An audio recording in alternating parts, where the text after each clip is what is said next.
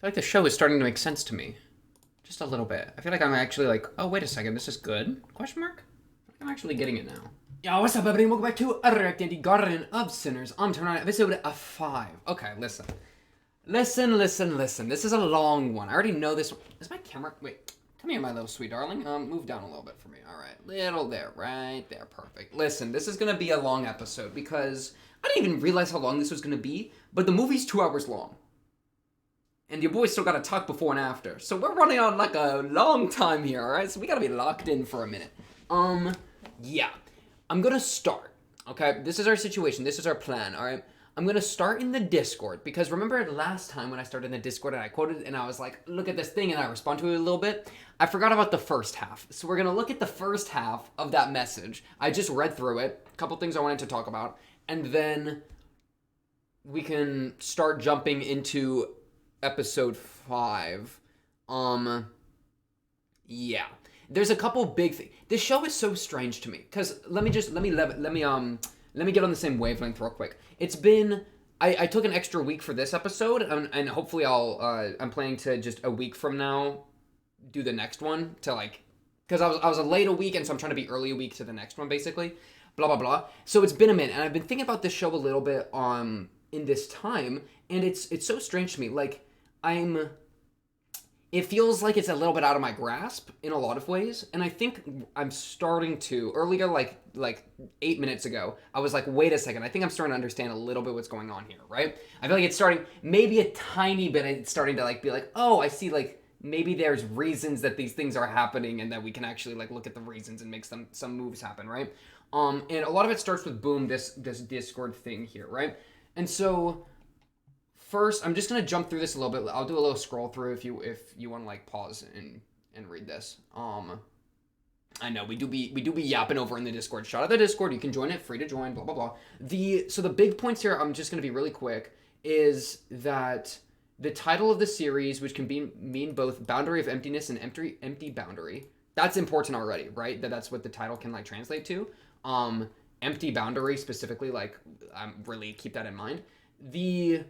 So the idea of boundaries, I mean, like, when I first read this, first thing I thought of was in context of movie 4, which we just watched, right? And I was thinking, like, oh, boundary of, like, the living world, and then whatever you want to call the world that Shiki was, like, tapping into with her death eyes, right? Where there's, like, spirits floating around, like, the world that other Shiki was lost to, right? Because other Shiki, disappeared or, like, fell into the void or whatever. I was like, okay, we have kind of that boundary, this boundary, and then you could also think of it as like a they really in movie 3 like a big point of it was how not fitting into society, right? And so it's like, okay, boundary between like a normal person and like somebody that's attached to the spirit world, which then kind of begs the question of the people that are on the edge of that boundary, so to speak, that like engage with it. Like any of the maguses or the mages, the spellcaster people, because we've met 2 of them now. We've met freaking our main girl Azaka, and then what's the other guys? The guy that we just met, Araya Soren, Mr. Soren. I think he's a magus too, right? Magus. I'm gonna say magus. So there's kind of a fun question there, but let me focus. Enough of that. What I found really, so this would clarify some of this about like psychics, Fujino, Fujo, Shiki, that makes sense, right? And then the spellcasters, which are the maguses, the magecraft, makes sense to me. The analogy of television channels I quite like. This is quite, though it's very like being tuned into one channel means you're tuned out of another. So for you to be tuned into like the psychic channel that gives you the death eyes tunes you out of the normal society channel, right? That's kind of the point. And so I can just like, if we just accept that already as is, then I really like this, where it's like, we're looking at the different ways that characters, or rather like the bloodline families, have engaged with that idea, where one tries to suppress it, shout out Fujino, and the other tries to cultivate it, shout out Shiki, right? And obviously it doesn't go very well for Fujino and friends, right? I mean, Homegirl did not have a good time in her experience in movie 3. So it goes to show what like suppressing does, but we get different ways of dealing with the lack of ability to connect with society normally, right? Right. Though the craziest part of this entire like framework is I'm pretty sure it was said in here, but the idea of like, okay, yeah, if like even if she twists herself to 200 hour channel, there's still a boundary and she would never belong, But what if we think, what about Shiki and her connection to Mikia, right? Perhaps to some degree that boundary can be passed, right? Hence, empty boundary. They're actually, the boundary didn't have any internal barrier after all. We were able to just get through it, So I guess like that's kind of we're kind of dealing with these big questions of like belonging, because like boundary is a good word. Boundary is a really good word, but I would almost like belonging. I like the word belonging a lot, where it's like, and it's also kind of like a nature thing, where it's like, if you know what I mean, where like Shiki by nature has all this psychic ability. She's by nature detached from the normal people or whatever. But then we got people like Mikia, who he doesn't care what channel you're tuned to. He'll just still like accept you into his channel no matter what, so to speak, type deal, right? Yeah. So that's like a little bit of what I'm thinking right now. I'm pretty much just like, I read this and I was like, okay, this makes a lot of sense to me and I quite like what's being done here. It just kind of like begs, so like, then what's Azaka's job? Azaka's job, because I think it's a job. It's like a job I think is part of a bigger organization. I don't think she's freelancing. It's kind of an assumption, I think, a little bit, but I don't think she's freelancing. So it's like there's a job to, yeah, it's like to deal with these random people with psychic abilities that show up and wreak havoc, right? That seems to be pretty much what Azaka's doing. But then we also have people like Soren, who seems to be of the normal world, right? Channel 8, right? I don't think he's a psychic in any way because he's using mage stuff. So I assume he's like a normal person, but why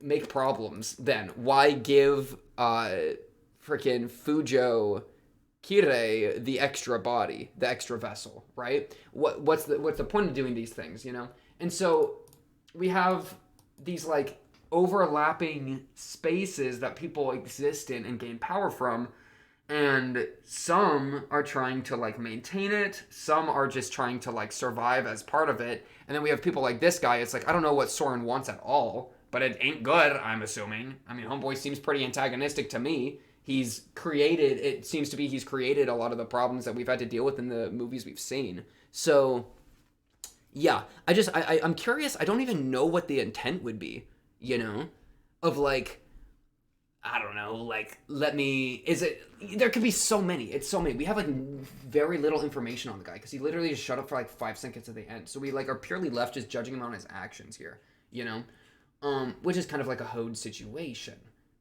Let me just go to the movies so I can start looking at them a bit closer.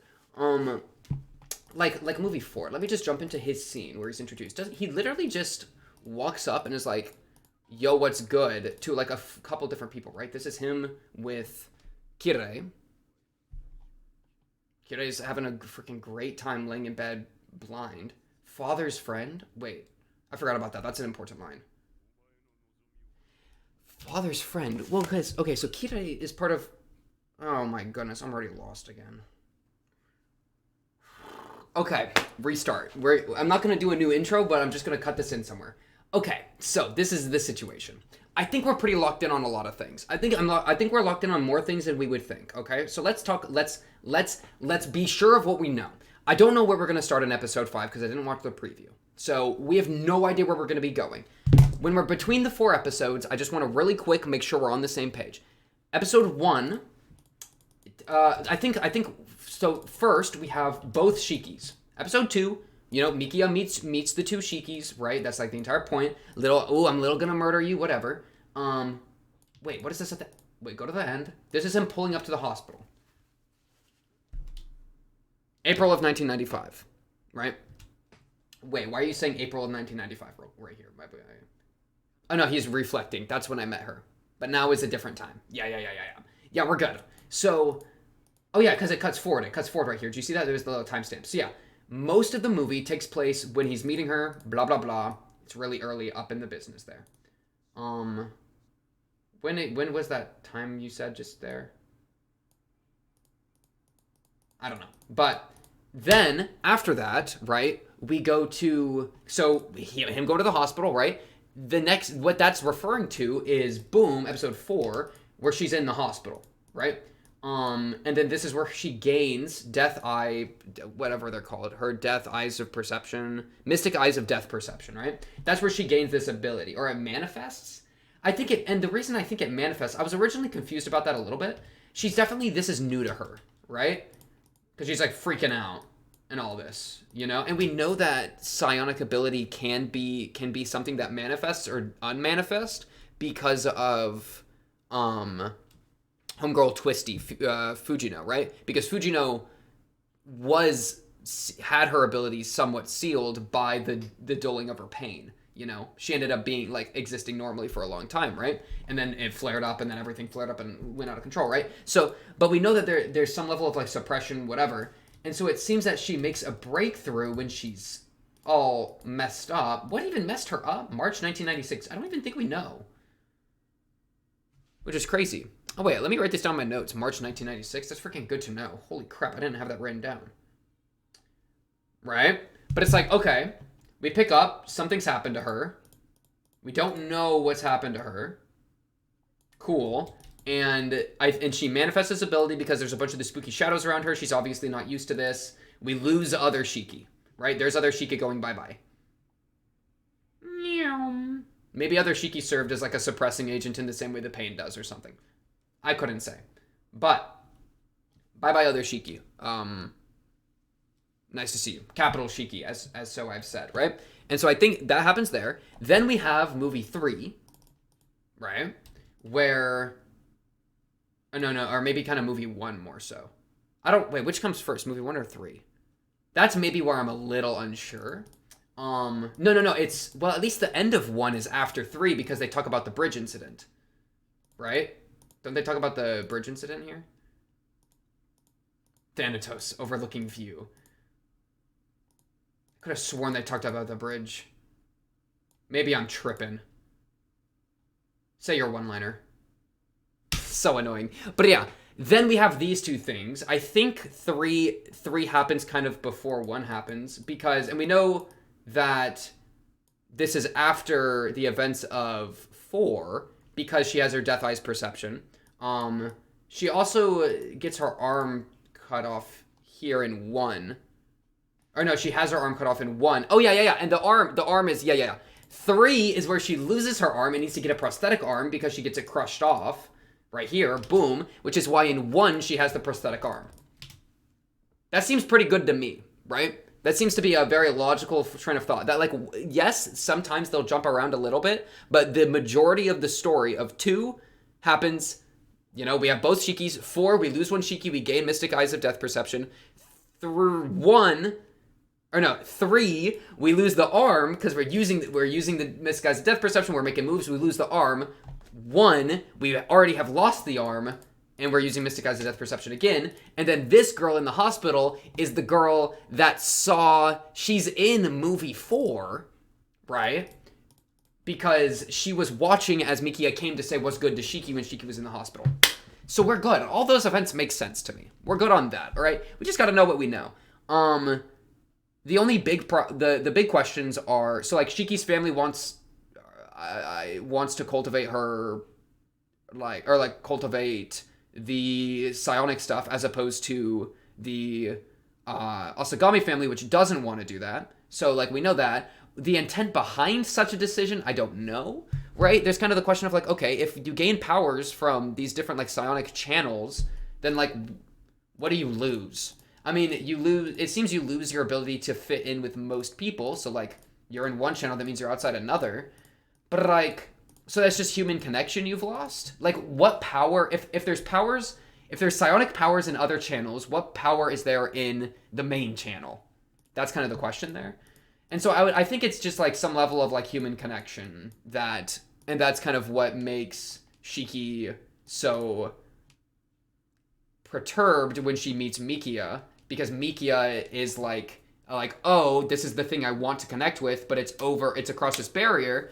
But perhaps, despite these differences, that there can still be a connection. I mean, we see that they do have a pretty strong connection. Homeboy whispers, "I'm singing in the rain," into the ear of a freaking doll puppet that Shiki is like attached to through spell crafting, and then that like awakens her from her stupor so that she can fight back against the zombie that's wrestling her. The zombie that I assume has been I mean, low-key, the tattoos might even be like magic spell glyphs or something, low-key, right? But low-key, the zombie, I assume, has been sent by, or it's either one of the random dead spirits of the area that she was seeing earlier, or I wouldn't be surprised if it was Soren, just because Soren seems to be a bad guy doing bad things, so like, low-key on the sleazy, maybe he had an ability there. But yeah, I mean, these things we're locked in for. Death Eyes sees the lines, they'll flip, and then the flower dies. We're there. I don't remember where the scene was, but I remember that scene happening, right? What are we even worried about? What are we even questioning? I actually feel kind of good. Do we just want to watch the movie? I guess, like, I think my thing with this series up to this point is they keep randomly connecting it with, like flight, you know? And I guess the connection that, the kind of thematic connection that makes sense to me, and kind of, I think, maybe even the only one that I'm starting to, like, understand, I think, is kind of like the difficulty of connecting with others, and like you could connect this whole idea of like, I don't fit in with society, I'm an outcast, whatever, how can I bridge the gap kind of thing, how can I cross that boundary, you know, like that makes a lot of sense, because that's like, I think, a very normal human experience, you know, feeling like you don't belong. And so this is just in a very extreme version of that. I mean, especially somebody that like has like some sort of mental illness or like some sort of like personality disorder or whatnot. Like I could totally see that being very like represented in a sense here, you know? So I can understand that, you know? I don't know if I've made any like movement with that, but I think I can understand it on its own. The issue is once we start hitting this kind of stuff, where it's like flight and, you know what I mean? And like a lot of freaking, a bunch of Azakas yapping about like, I suppose she couldn't fly today. It's like what are you yapping about? Like it always kind of comes back to that for me. But I think we're closer. I could just go through and like spend a freaking hour back in movie 1 trying to piece it apart. I think I'm good to jump into 5. I feel like I'm on enough stable footing. I think if I try to just like super, I think we're following the events mostly chronologically, and most of the facts of the case we have pretty solid. I think that's where we're at, you know? And some people have disagreed with me on that. I've gotten a little bit of pushback from a few people here and there, like shout out the comments or whatever, but like I think we're doing pretty okay, you know? Especially now. I feel like it's especially after we heard about a lot of the bloodlines and the family stuff. It's like, okay, we have a source for these things, these behaviors and whatnot. We've like all these overlapping spiritual energies, whatnot, and I roughly, I think, have the timeline figured out with these characters and their relationships. Now that we have the facts of the case more figured out, the next question for us to be thinking about is, but why? Why do we care? What are these things accomplishing narratively? What are these things accomplishing thematically, right?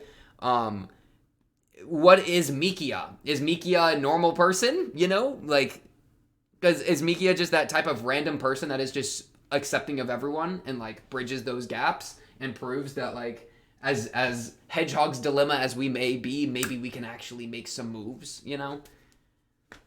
I guess. I mean, he seems to be doing that to his own lack of well-being, but it works out for him because he's cracked. You know, he is cracked, but honestly, let's just figure out what's going on here in this one. It's kind of, yeah, I kind of would just jump into this episode. It is mad long, and I've been recording for a minute here, so let's just jump into this. Hopefully we get more questions more answers than questions, though we're probably going to get more questions than answers, which is a-okay. But without further ado, I'm actually going to take off my socks. I think this isn't a sock episode, okay? 2 hours long. I'm going to get all hot and nasty if I keep these socks on. I'm not going to lie, the jacket will be coming off. It's just a matter of time. So let's go ahead and get this going in a 3, a 2, a 1, bang. Oh, I forgot the cinema intro. Unbang. Frick. All right, let me grab this cinema intro real quick. Where did I put these hoes? Okay, cinema intro 5. I remembered this time, though. I'm cracked. Okay. Cinema intro. Let's get this going in a 3, a 2, a 1. Bang. Cinema intro. What snacking behavior are we not allowed to do? Neko arc. Oh, also Fate Zero just won the poll, by the way, that I held on the channel. So we're gonna be watching Fate Zero. Isn't that all connected to this somehow? So shout out Fate. Am I wrong? I don't actually know. Silence your phone, Mikia. What? That's me. I'm Mikia. Neko arc, stop yapping. Shiki, cut her death line. Who is that? Is that the guy that we just... Who the hell?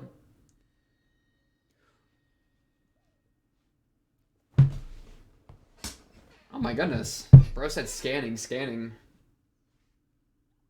Oh, he disconnected the call.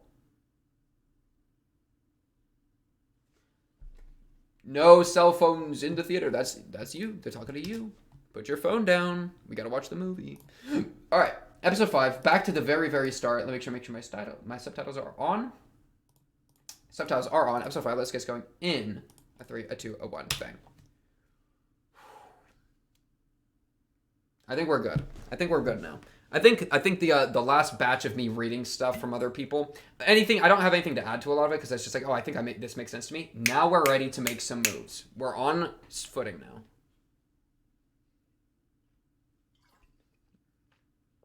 I don't know exactly what they're doing, but I think I understand that they're doing things. Okay, you're eating my Haagen-Dazs. This means it's probably pretty late in our timeline. Because the Haagen-Dazs is pretty late in the timeline. Maybe even the latest we've ever been. Not gonna lie, I don't think I recognize the redhead, though. Did you just bump into a curb? Are you doing your driving test, Mikia? Bro's doing his driving test. Spiral paradox. Paradox spiral. Oh my goodness, okay. Wait, is this... Okay, I'm just gonna shop and look.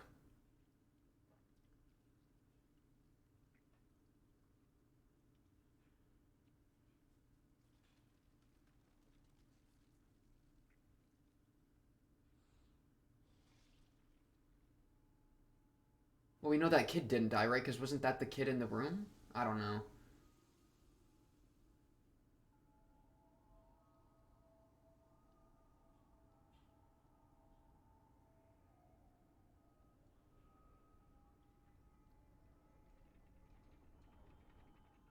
This intro is kind of cooking. Oh, the kid again? A little abusive household? Murderous intent? Oh, she tried to kill her son. Tomo.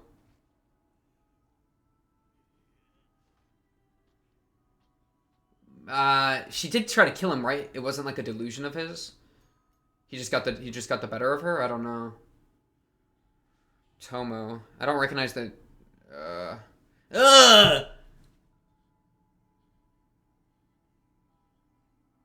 What are you doing with that? Don't eat it. What?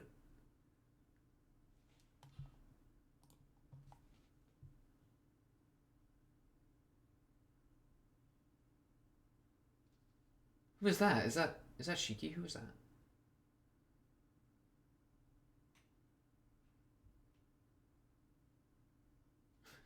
This random girl just walked past Tomo, just full sprint, panicking down the hallway. You just gonna lock it, or you gonna go inside? Oh, there's a corpse in there. Oh, that's the guy. Oh, it was a guy.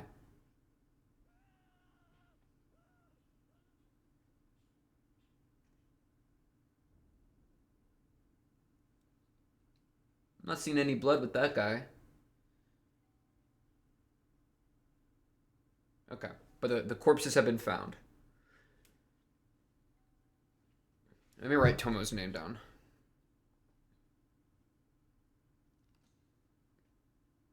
Hello? Are they still going to be there? I'm freaking out. Oh, That's even scarier. Were those white hairs there before? Yo. Okay, was it an illusion or was Homeboy revived? Paradox, the title of this had something to do with paradox? Like paradox spiral or something? Interesting.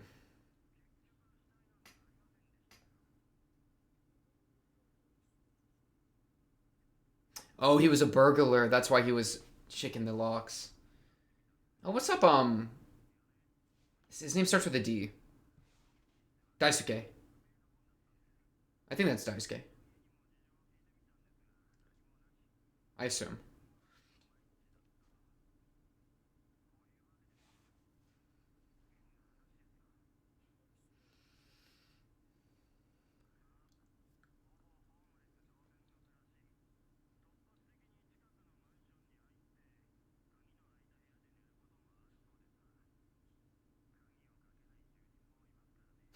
You're just chilling in your room and a guy walks in and sleeps in your house. Crazy.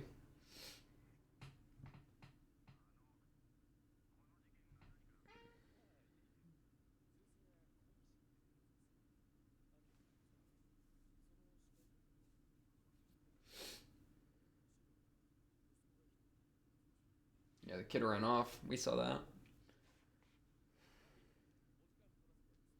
The crazy thing is the dad wasn't panicking, so he didn't know that he had been killed. Right?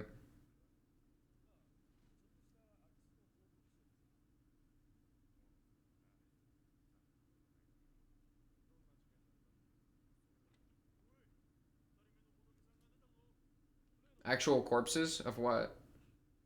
Leftover incident? And you run away. You run. Oh, that's the kid's name. He goes to stay with Shiki, is what we saw at the start, right? Pan down to the redhead on his little police thing. Yeah, right there. Is there more information here or no? So he probably runs into Shiki. I mean, because they're cut from the same cloth type energy. I mean, I assume this kid's psychic in the same way that most times we've seen something like this. There's been a psychic person attached. I think this one's a dude though. The other ones have all been women. So there we go. All right. This is the coolest clock I've ever seen. Oh my goodness.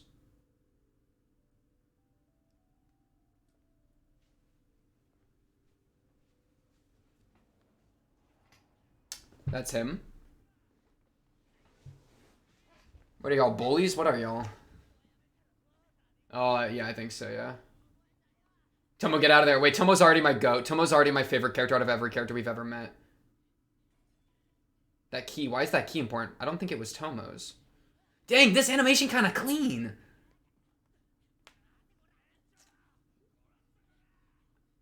Wait, Tomo's already my favorite character just from him running. Yes, Tomo, run! Go, go, my goat! Oh shit, I'm invested. I'm invested. Oh, don't run to a dead end. Damn, sweeping shot. Whoa, ah! A knuckle shot to the eye, bro. He's dead. Wait, you killed that kid. Oh, just kidding. Non-fatal? Damn. Damn.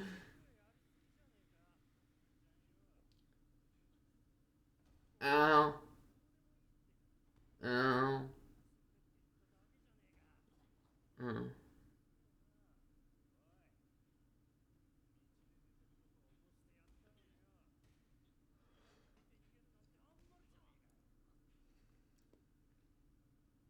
Oh, Tomo's protecting his groin. That's kind of a interesting detail. I don't know if that was intentional. Shiki! Shiki, Shiki. That's something abuse victims, right? Instead of covering their face, they'll cover their groin. Super random. That might not be at all intentional. Don't even worry about it. We'll just come back to it if it becomes relevant. All right, Shiki, make some moves. Eh. Wait, why is that? I feel like the animation is leveled up.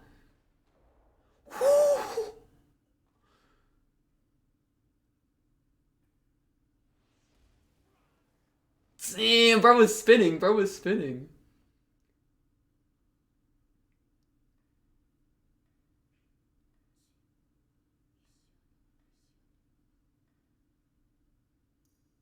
What is that? The key? Good move. Yeah, good move. It's the key. It was his key. Maybe his apartment key?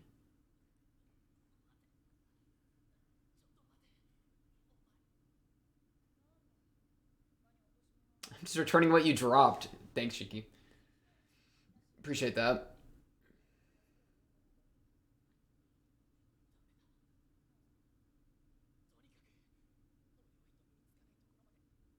Bro was getting excited to kill, though. That was a little worrying. But he was also holding it back because he said that's not enough to kill you.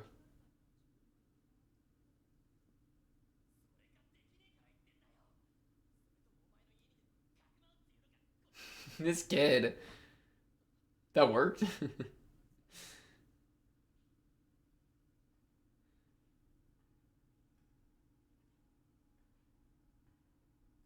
Damn, the animation is so good.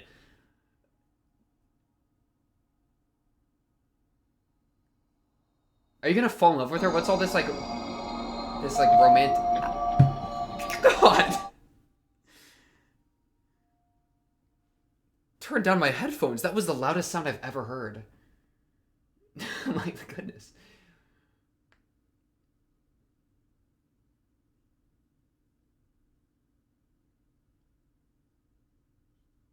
Welcome to the club. Actually, you didn't, though. You, like, unkilled them. We're about to find that all out. Good transition.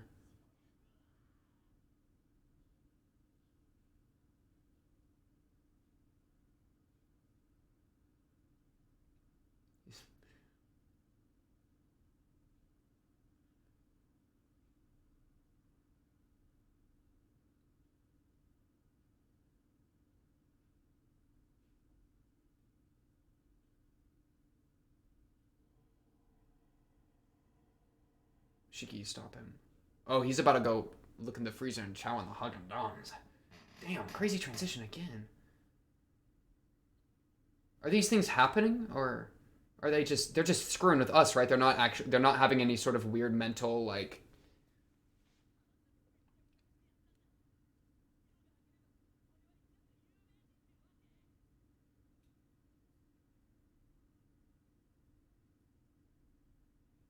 I think those are just for us, the audience. I don't think they're, like, brain future telling or anything weird. Though they're doing crazy stuff here.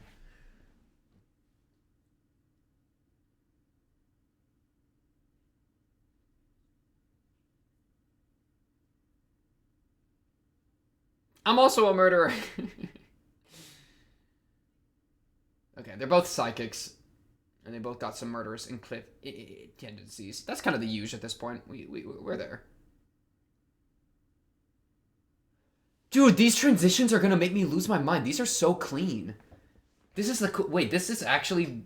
Cinematography-wise, this is easily the best they've done. They're cooking right now. Little kid running with the book bag? Was that important? No, it's just a kid with a book bag.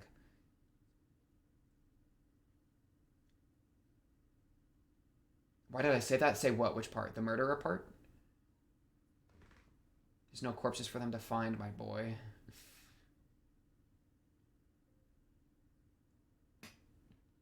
What are you thinking? Oh, is it what I could have been if I was normal? Are you inserting yourself? What's going on here, buddy?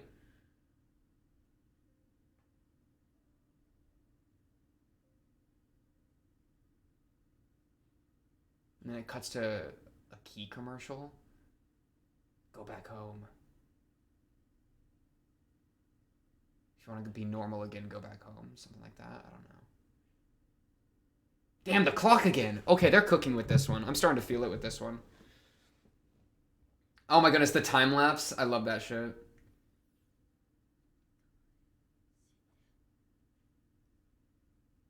Didn't wake up screaming. Maybe didn't even go to sleep.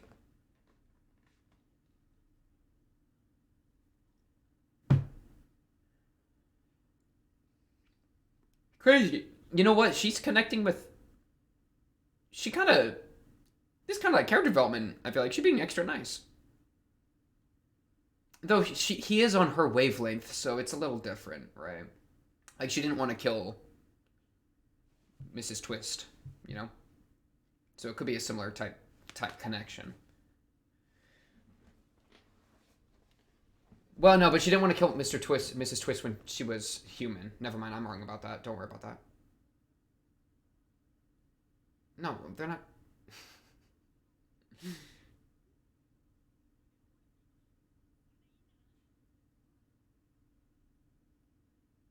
Funny.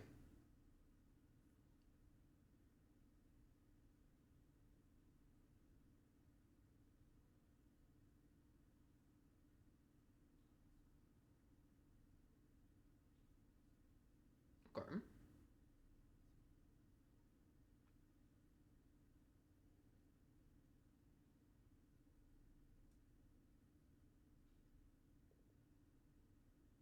So you're not secure. A house requires security to be defined a house.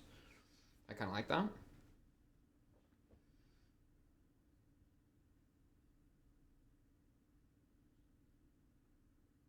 Good transition again.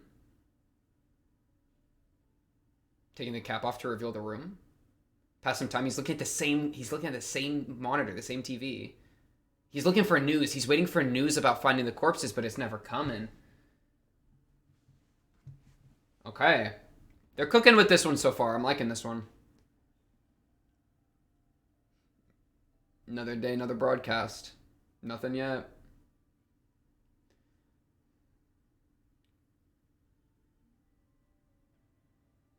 Good music.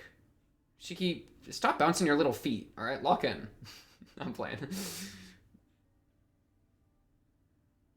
Bro's been surviving on a diet of Haagen's Dons the entire time. Oh, we getting steamy with it. Girl, gotta do your laundry. At least she does laundry. Low-key. I'm proud of her for actually changing her clothes. For some reason, I wouldn't be surprised if, like, some of these cultish people, or occult, like, psychic people didn't do that. Okay, so now he's meeting, Azaka. So much Haagen Dons.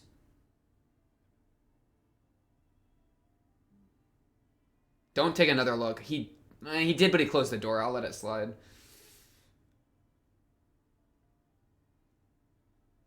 Bye, newscaster. Okay.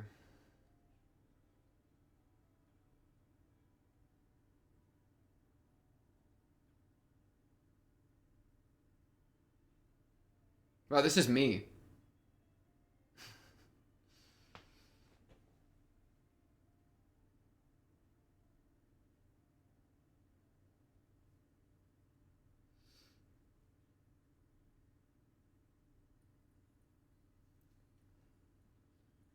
This clock has been such a good repeating element.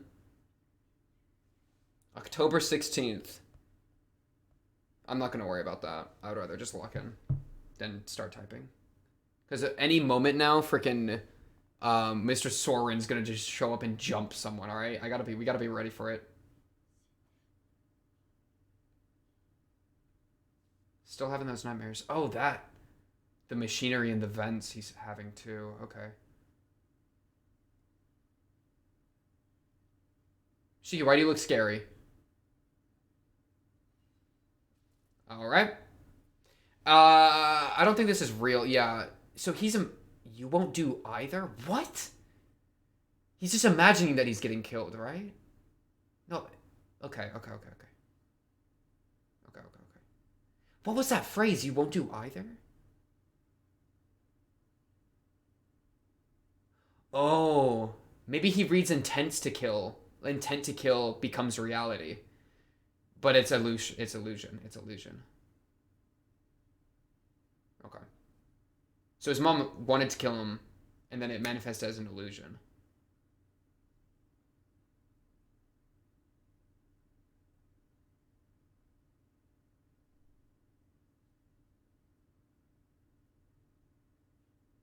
Mikia.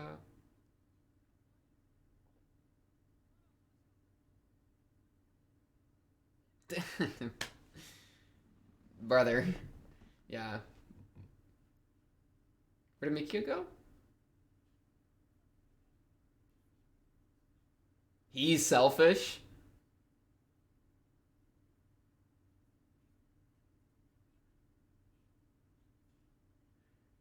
If your woman is talking about you and starts stabbing your pillow, you gotta run far from this place. Bro wants a piece of the shiki pie.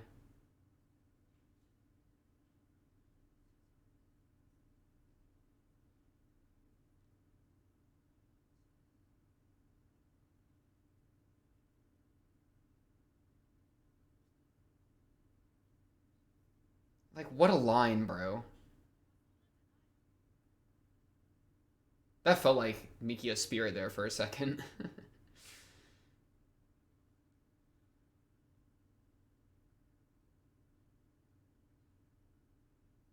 Yin and Yang? Did you just Yin and Yang with the Haagen-Dazs? What the hell? The eyes are terrifying there. That's the scariest thing I've ever seen. We're being watched. Holy shit, that guy has got the craziest bling. Is that the guy? Oh my goodness, he's looking at us. Give us a shush. Go move, go move, go move, go move. Good shush move, good shush, good shush. Terrifying, I love it. Okay, that guy's my new favorite. Now we're starting to cook with gas. Haagen-Dazs is on the mirror. It's on the thing behind him. It's on the thing behind him. We're an illusion. We're not real anymore. What? No, because the screen on the back had the yin and yang Haagen-Dazs from earlier that he got out of his thing. His thoughts are starting to, like, manifest in the real world, or maybe it's just we're running through unreliable narrator. I don't know.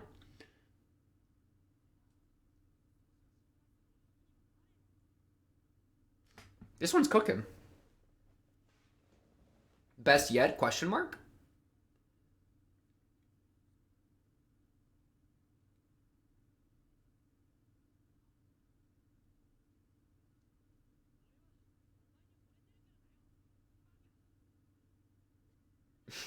Damn! Worst she can say is no.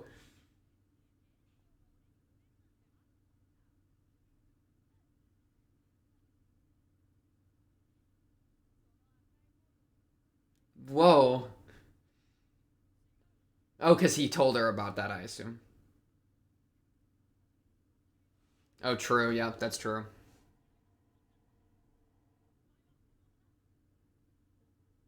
So Shiki's meeting somebody from her side of the supernatural fence. Oh. Oh, my goodness.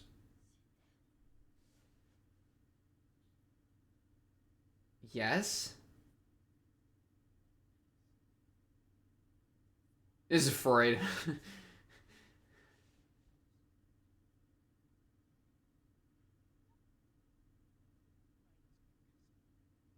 Oh, you killed her to try to stop the dream. Oh, she killed him? In the dream?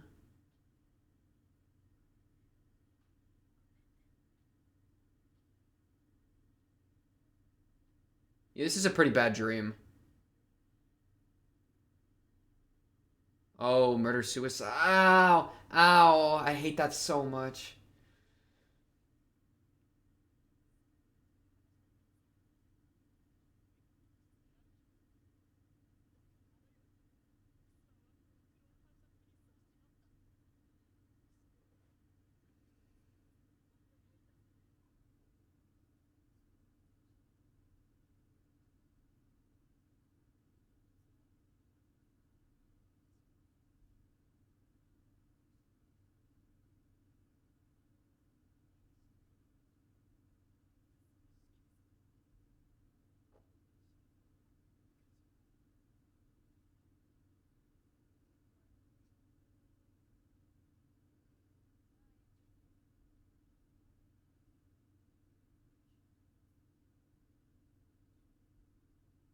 In some ordinary.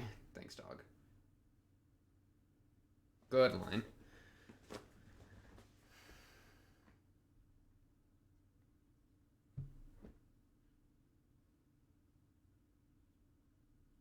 Is she leaving for good?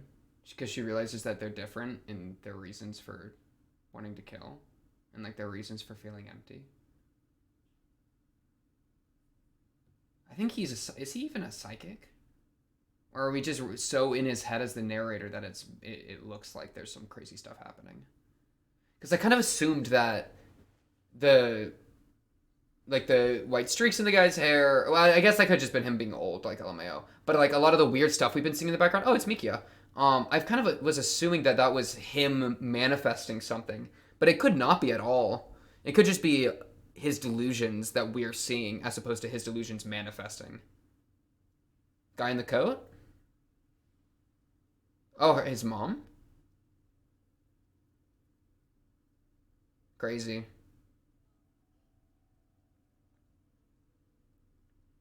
I don't know yet. I don't know yet. I don't want to make assumptions. Okay, Shiki did come back here.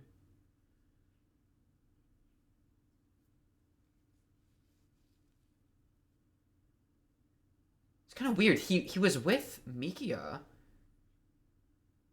Your new sword? Alright, bet. He was with Mikia and Azaka there. But we never got to see them meet. He was with them, right? I'm not tripping. That's what I'm saying.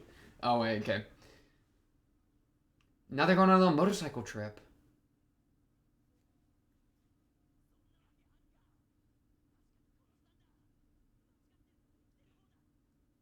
The living one is a mistake. Bro trusts his senses over reality. We do a little, I don't know. Perspective. We do a little perspective.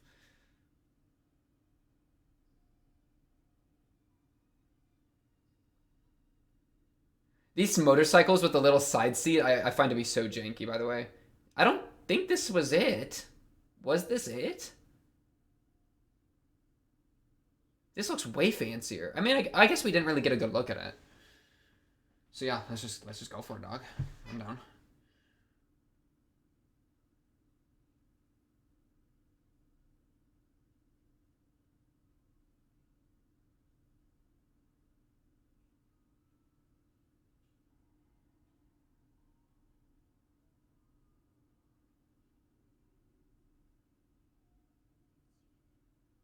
Spiral paradox. Lock in. You feel some weird energy here? What's going on?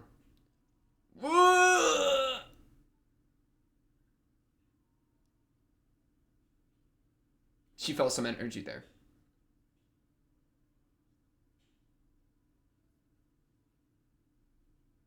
Eight is a crazy number in this series. We know that because there's been 8 deaths over and over, right? Isn't 8 crazy? I feel like things keep coming in 8. And 8's like the gimmick?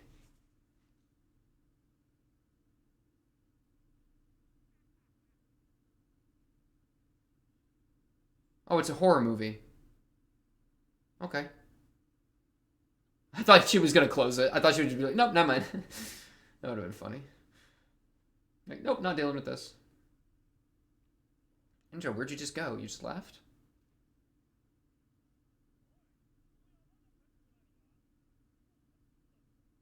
It's 8 already? Oh, these parents really did suck.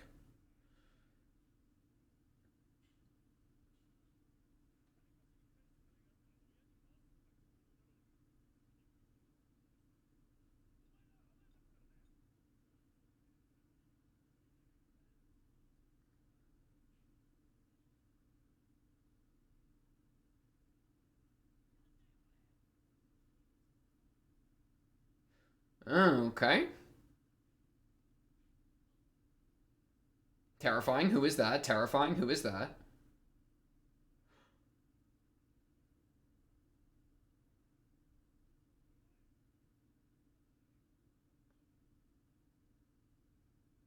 Oh, shit. Did bro get split between 2 vessels? And we're just following one of them? Or got split or something.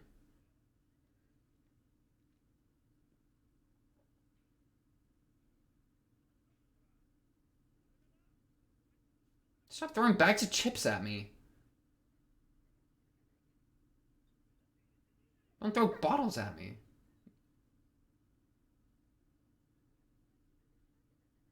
This kid is locked in. Oh, shit.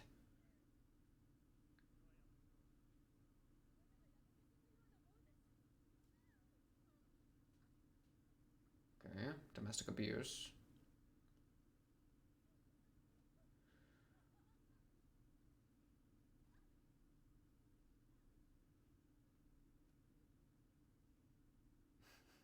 It's just so pathetic.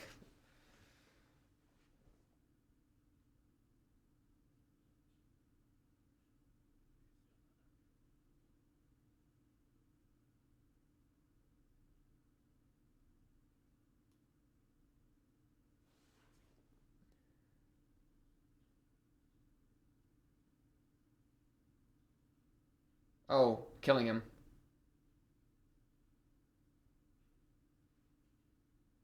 I like how Shiki and them him is just watching.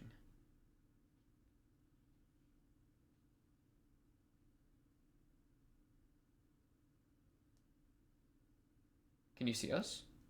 I don't think so, right? Yeah, you're just gonna go kill the real him. Oh, so this is the dream. So now he's... Shiki told us this was reality. But this is just his dream. So did his dream manifest into reality? Or was he dreaming about reality? Shiki is just way too cavalier about this. I feel like I'm tripping right now. I'm dead. I died in the room. Okay, so he dies every night. That's what I was saying earlier. I was confused about, like, they didn't look like they died. Because there was no blood. That wasn't you. The one alive is you. Okay, okay, okay. Oh, so he's been, like, cursed with this, like, pain loop that he's attached to. Just like Shiki was blessed by Mikia talking to her thing she was attached to.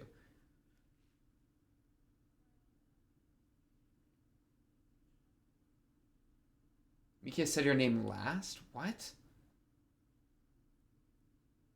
Last?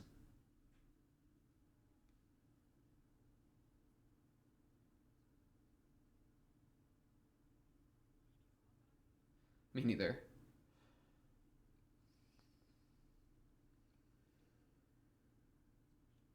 It could be any of the ends of the halls because there's 4 ends of the halls.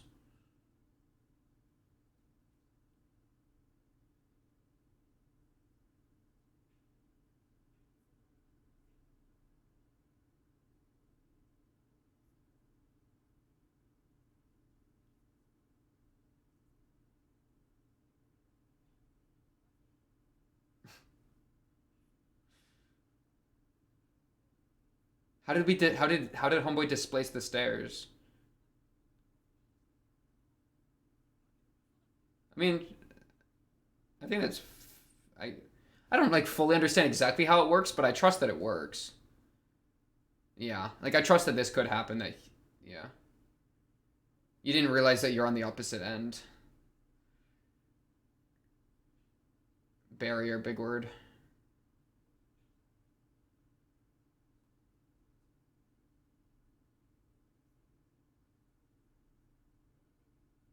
Until the elevator started working. So the elevator started working was the inciting incident. That was kind of said a minute ago, but why are they doing this? Whoever's doing this, but why? That's what I don't understand.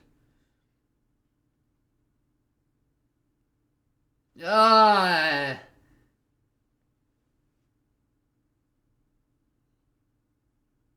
His parents have been dead for like half a year or however long she said. Is has He's alive though, right? Yeah, half a year. I hate maggots and shit. It's so gross. Is someone coming for us? That was the scariest thing I've ever seen in my life. What the fuck? It's actually a horror movie. Wait. I thought somebody was gonna slowly step out of the elevator, but they actually just jump scared the hell out of me. It's gonna happen again, bro. There's a ton of them. They aren't human. The ice pick towards his spine. Now she's going gamer mode. Alright. The genre just changed from horror to, like, action, bro. That's crazy. That actually was way scarier than it should have been. Oh, she's getting got. Oh, good move with the D taking your jacket off. Did you just triple kick 3 people in a row? Oh my god, off the balcony? Are you kidding me? That guy did a drop kick. What the hell is happening, dude? Gee, fancy feet work. Is that a fridge? Are they throwing a fridge at her? Oh, it's a freezer. They threw a freezer at her. Wait, that's kind of based. They're not bleeding blood. They're bleeding like weird goopy liquid. Like weird, like something. Golf club. Chop the kid in half. Dang, it's like, I love the blur. The blur, it makes it all feel so fast, man. Gee, clean. Blood. My goodness. Me too, Enjou.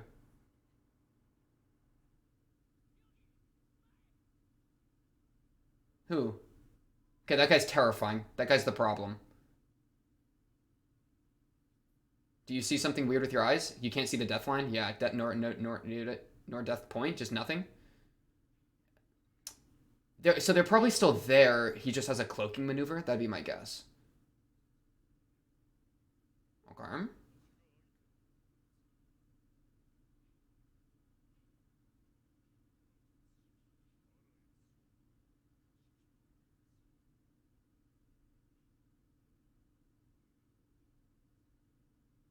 Experiment? I'm just going with the flow.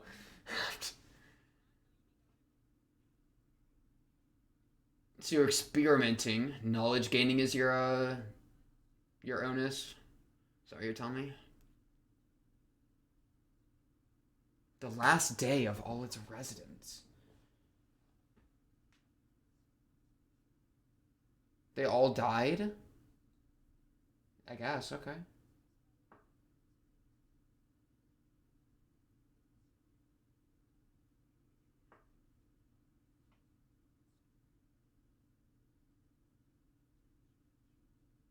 Oh.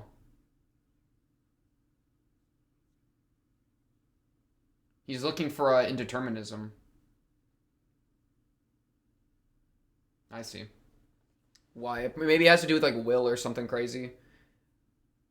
Like there's this experiment, if conclusive, will mean something on a higher level. That would make sense.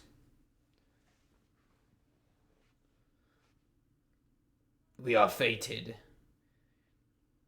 He's trying to escape fate or something. I don't know. I'm literally Enjou.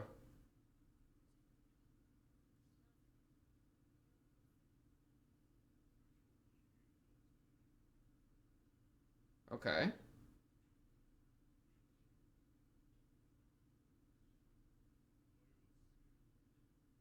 Okay.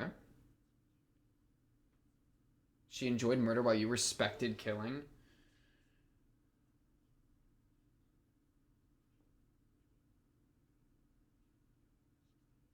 Facts.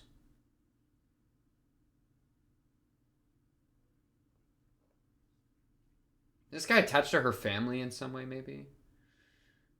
Okay, Enjou got some moves. What does that mean? What is him being... Okay. Nothingness is your chaotic impulse and your origin.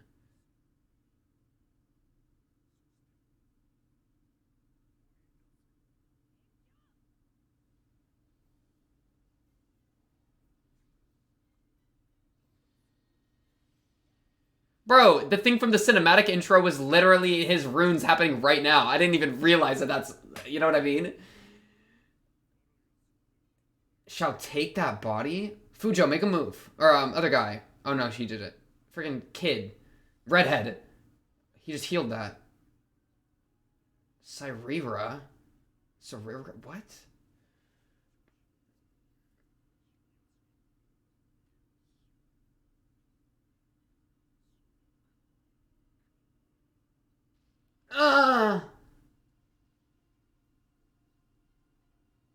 Okay, no, we're good. We're good. Good, make some distance. Get away from that stuff.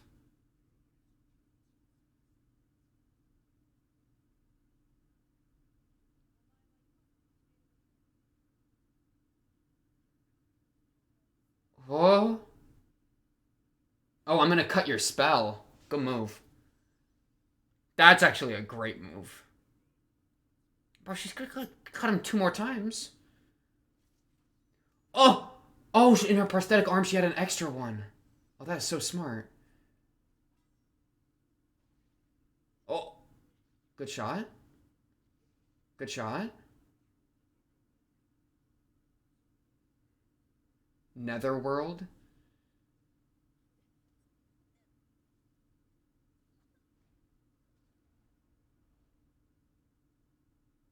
Oh, shit.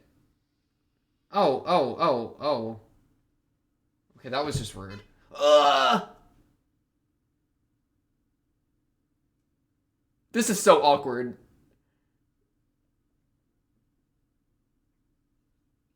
My origin is stillness. Hers is nothingness, yours is stillness.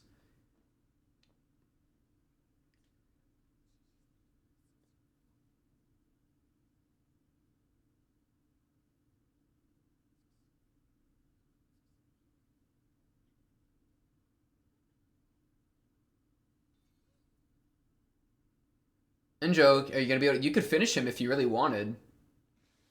Just start shanking him a couple times while he's like trying to still. Oh, this is the thing from the start. We've already seen this. I didn't even realize we already saw this.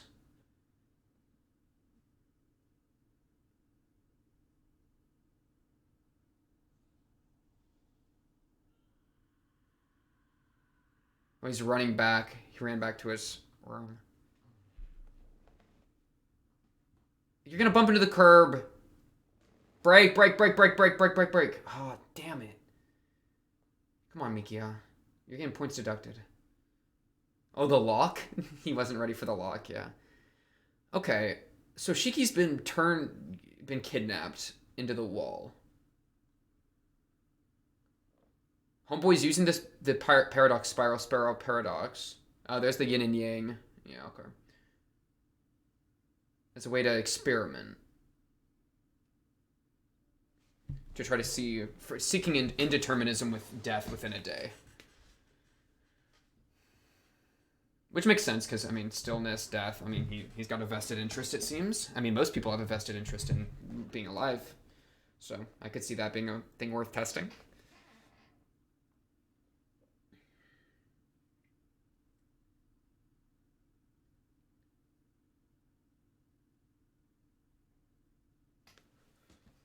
You just got that on your... Oh, y'all were part of a gang together. Okay. Wow. Okay. I didn't realize y'all were a triplet of mages. To reach the origin of humans. Okay. Yeah, I mean, you're nothingness, I'm stillness.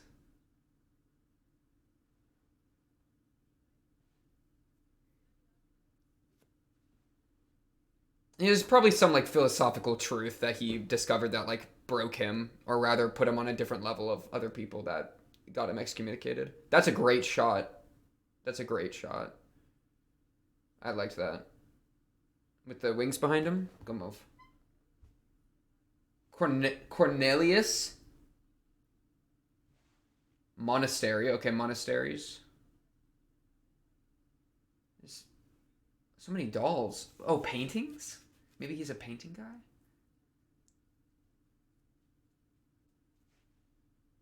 What the hell is that? So this is okay. We're starting. I'm starting. It's all coming. It's all coming together.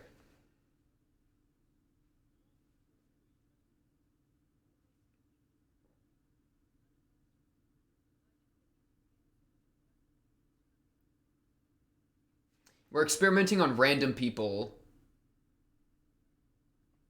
in order to discover truths about the human condition.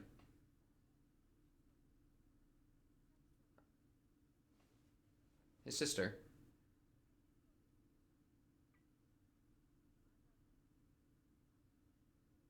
Azaka, you know some sorcery? Oh, are you the student?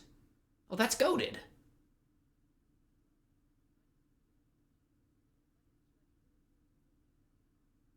Mm. That makes sense. It's the same as 0? Shiki? What the wait, what the fuck are you talking about, Shiki?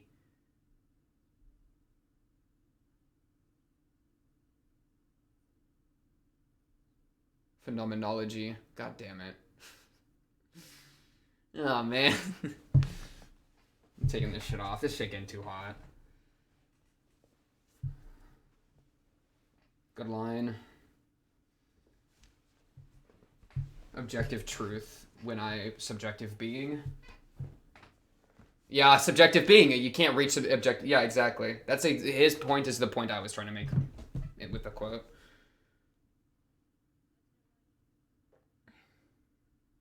Who am I to be able to reach such a truth? Okay, so we're seeking abstract truths. That makes it. I can totally cook with that. I like. Now it's all coming together.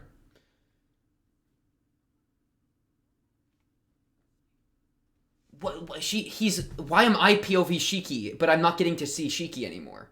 I don't get to see Shiki as the audience member, but he keeps saying Shiki and pointing at me.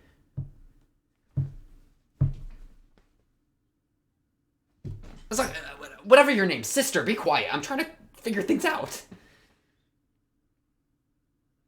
Did more people get caught in a loop or something? I don't think so. Dude, I don't even know. He said, "Yeah, I'm bi. What do you got?"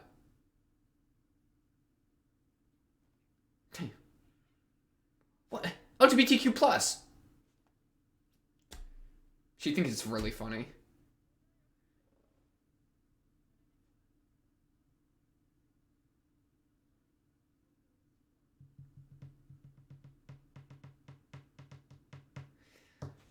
Is this like the thing of like the different deaths, like trying to find the different things to lead to death? So it's like, what if she was a girl? It's like, or what if she was a boy? Then it's like, maybe there wouldn't be a difference in the route.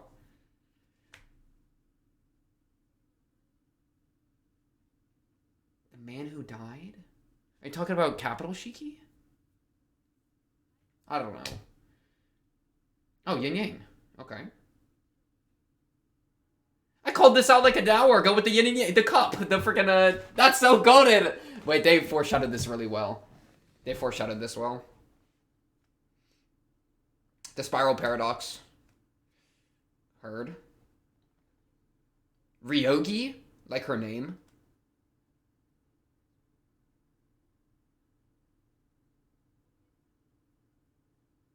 The state where the original is. Yeah. So there's a little bit of life in the corpses, and there's a little bit of death in the puppets.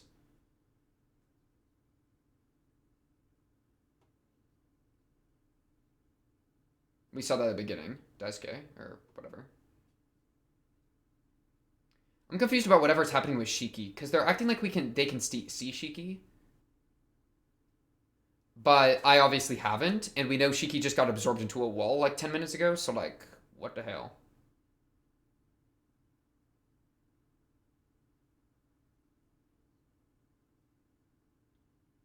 He doesn't care about boundary. He doesn't care, bro. Yin and yang, he's like, I don't freaking care. I'll accept both.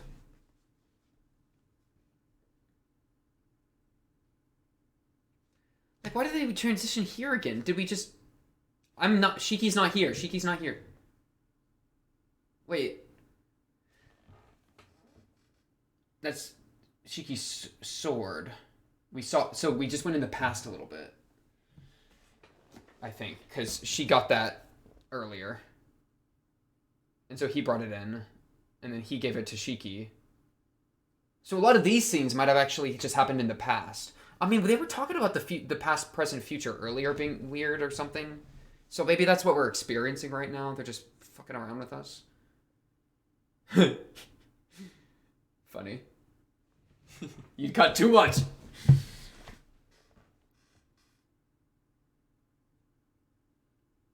Yeah, I was about to say, it's a freaking rich ass house.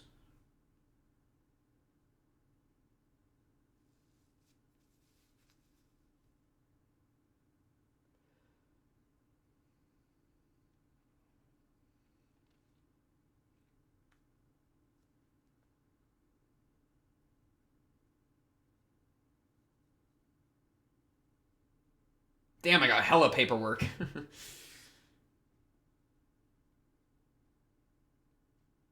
And then when the elevator started functioning, that's when the spell activated. The experiment started. Or I think something started. He just felt the thing Shiki felt. It's not my imagination.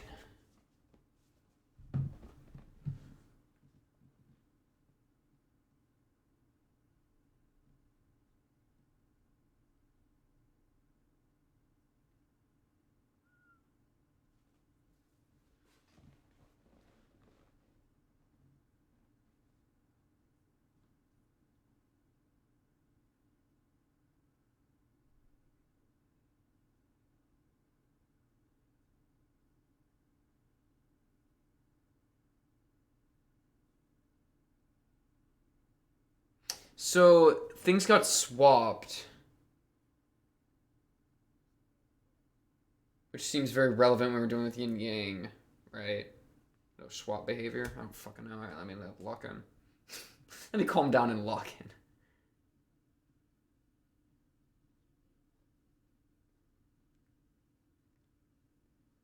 Did Daisuke tell him about it? Yeah, the cop. Daisuke or whatever.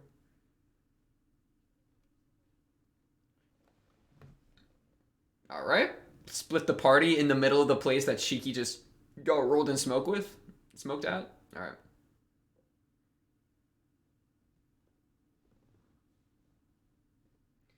How did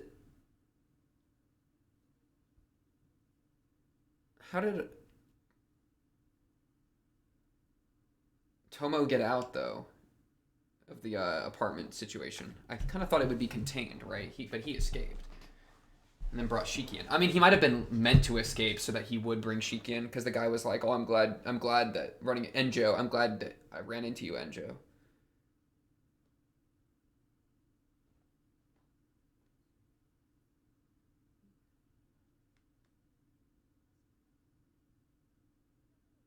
I'm so confused about Shiki's existence right now. I think we're just going back in time. Yeah, the sidecar, because we saw that earlier, so...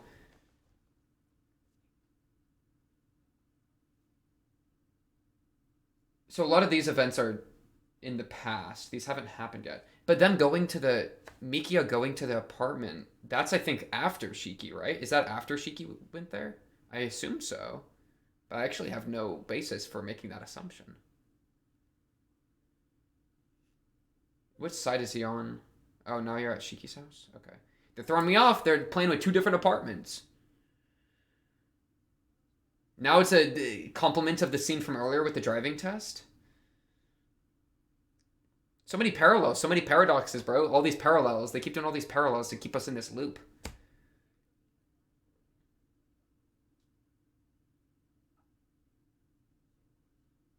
That means she's sleeping well. Sorry.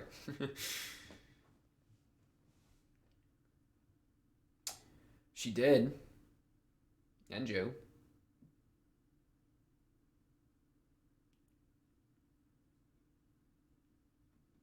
See, I knew she wouldn't have done her laundry. I knew that was an important, like a kind of a crazy thing.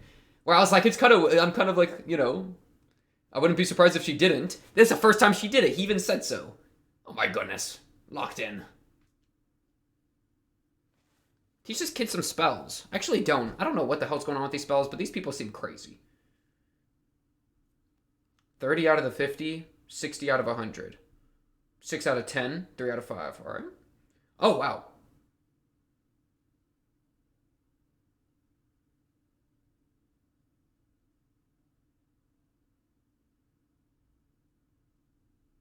Okay, so he's on the dull side right now. What truths of the human condition are y'all losing your minds to? Because like I think he's fishing for indeterminism, right? I've said that a few times, and I immediately associate that with free will. But like, because you know, there's a bunch of interplay between determinism, indeterminism, and free will. Why look down?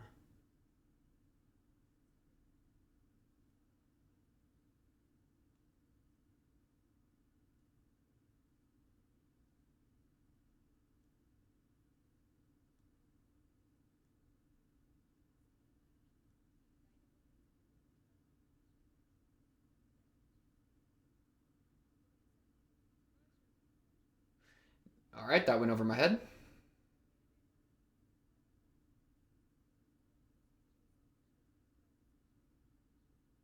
Sure. Screw with the electronics. Can't trust your data you're getting anymore. Your code.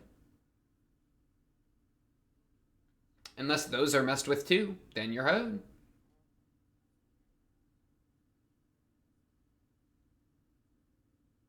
The slightest adjustments can change the ordinary into the unordinary, I suppose. This is why you lock your door. Wait, really? Wait, what?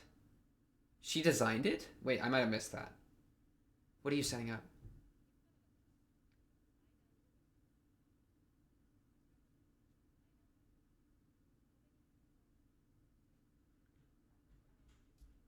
No, I mean, at this point. I don't know. What's a pop-up point? I don't know what that is either. No. I've never heard of that. I don't know what a geledium is. Like a mechanical pencil? I don't know. If you push it up and it spirals and then the north and the south flip. Ah! He's in the mirror.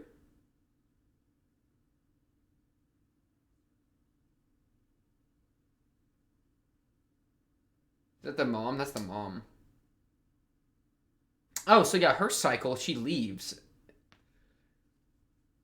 and comes back. So it's not even fully contained because people will have to keep leaving and coming back. Get hoed, get hoed, get hoed. Parking ticket. Good transition with her reaching for the door to him reaching for the door. Everything parallels. I think this is the best one of the movies we've seen of this. This one is doing so much work with this parallel structuring. This is cooking. The eyeball. Now we got back to that Enjou scene from earlier that I was talking about of like how did we meet up with them and we didn't hear anything about this. We're just seeing that now. Yin and yang on the keychain. Back to the car. The driver, the passenger.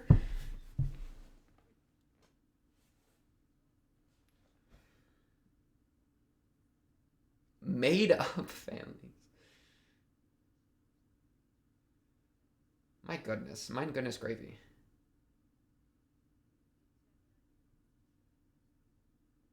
Oh, where the corpses actually are. Right? Well, wouldn't it be 25 and 25? Why is it 30, 20?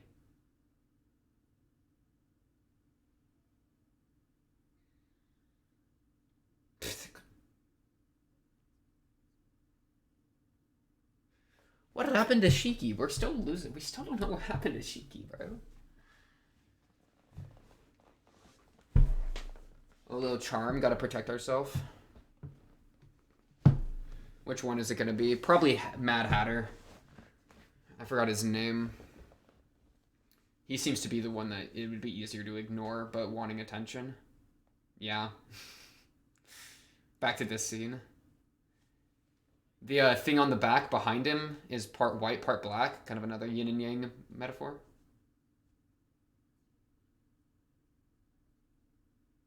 Okay, she's like having to like finish this sentence or something weird. Like,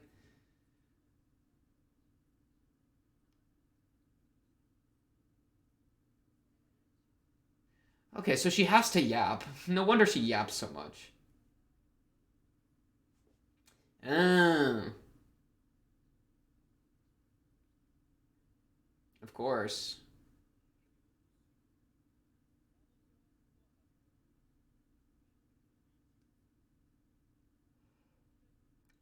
Okay. A path that another Magus has taken. Arya died. He didn't obey. He was invisible. He didn't obey.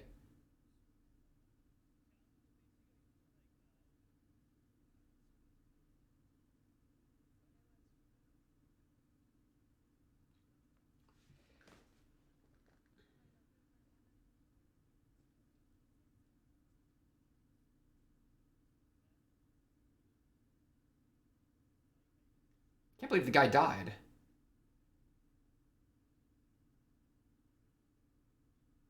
To capture Shiki. I mean, well, we are good on that. We know Shiki's been captured and that he's dead.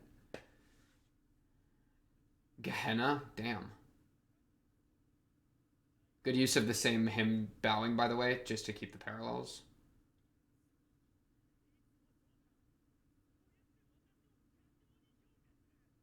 Alright, Alba.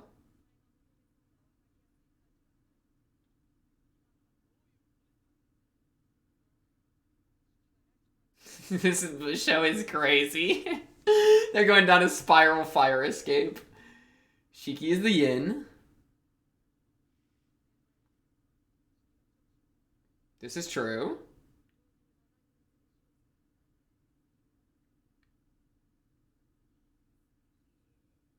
I mean, Shiki and capitalist Shiki. I wonder how that intertwines with this. Lines of deaths or seams. Okay.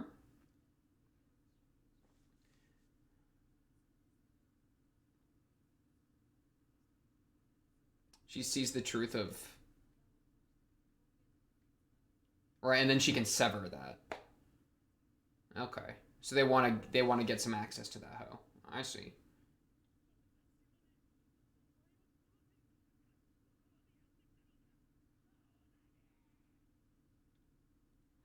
Alright, this album guy's losing it. Way back to them. What? Okay. Okay.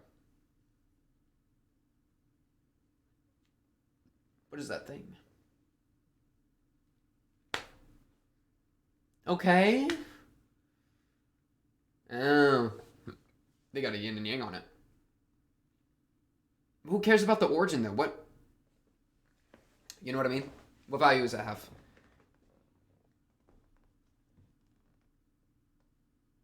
Knowledge is power. Knowledge has value. Like, what value are they seeking that this has? Period. You know what I mean? Who cares about the spiral of origin? What does the spiral of origin mean? What does origins mean? Why do we place such value on what is on the arche, on the origin, bro? I don't know.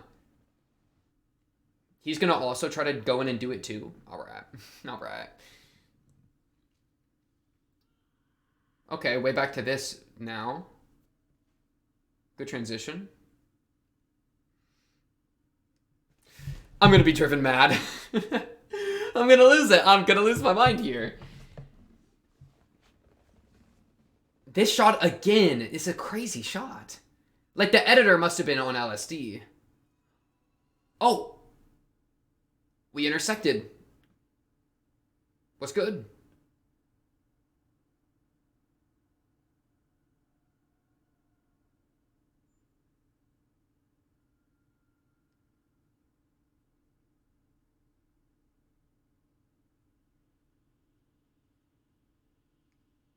Is this what it's like to take like LSD?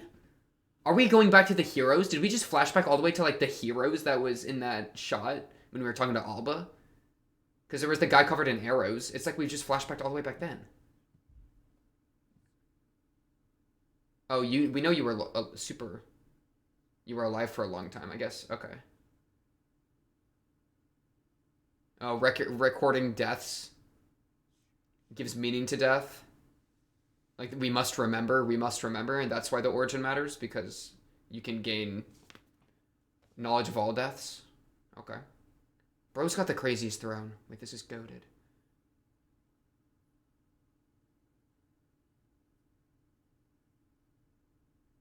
Oh, he got him out of there.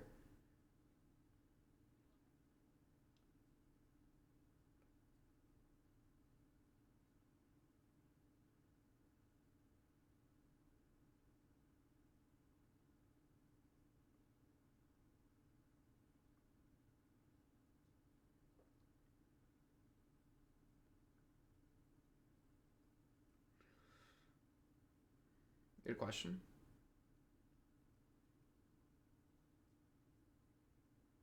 That's real?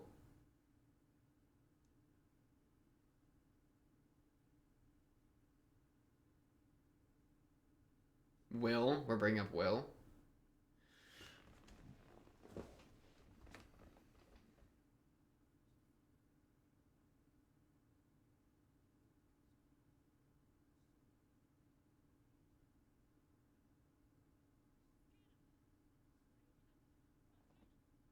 That was crazy.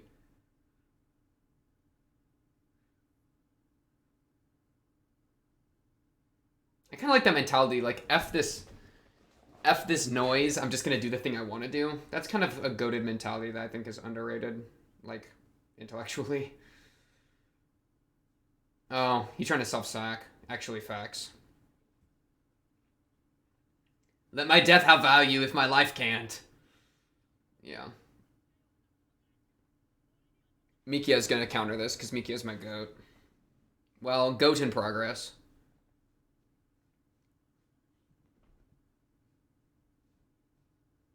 What? That's not a counter? All right, well. He said fine.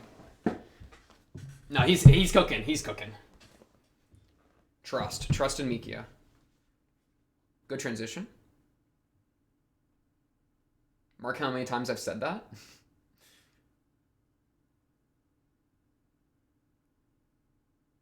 Okay, so she's gonna solo the encounter.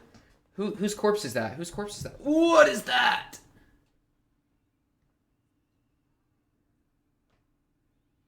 She just cast cat. Oh, he's fine. He's back. Oh, she turned him into a cat? Or like the cat absorbed him? Oh. She. Okay.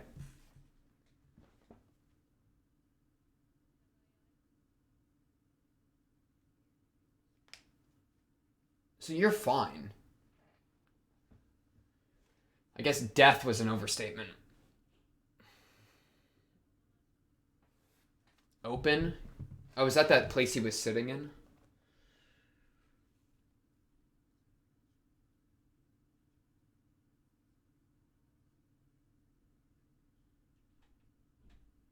Hmm.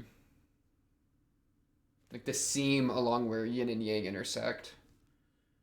And the seam being wording that Shiki makes sense of.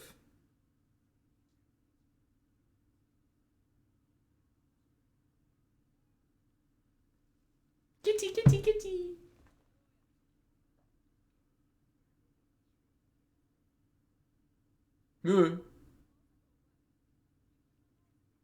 Oh, because the other guy can do that. Alba. He can. That was like the only thing we know that he can do.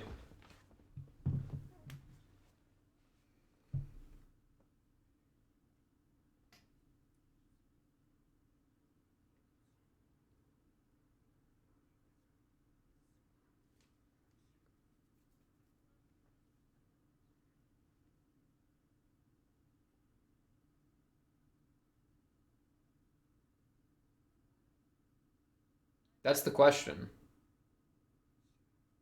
But for what?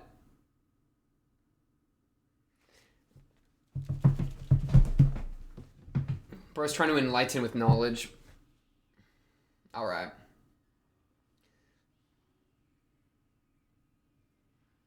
My goodness, that's a fast cat. True knowledge within myself. True knowledge within yourself is overrated. I'm gonna be the first to say it, but what do I know? I don't know anything. Who cares? Anyways. Wow, she got rolled.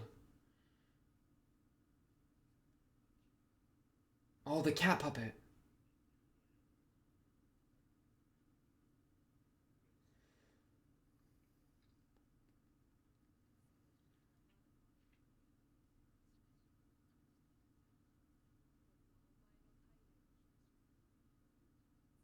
Oh, in this realm. Yeah. Shouldn't have said ignore that to Mikia earlier. Mikia got a feel of it.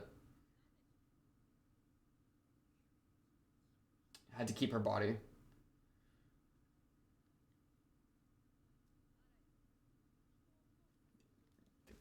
She's such a yapper.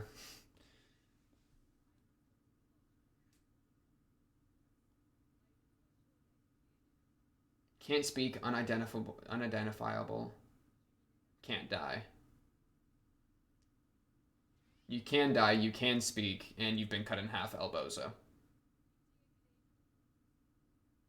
Good move. Actually, good move. Do it in one shot. Oh, who did it? Huh? Her heart. Wait, is she dead? I guess she is. Wait. Oh, shit.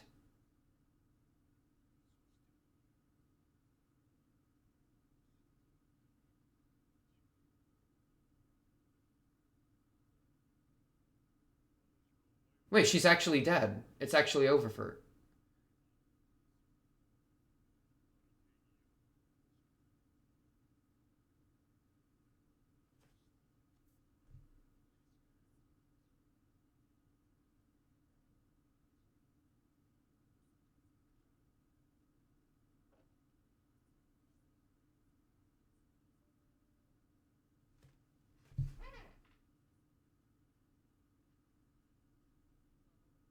Good mentality. I like that mentality.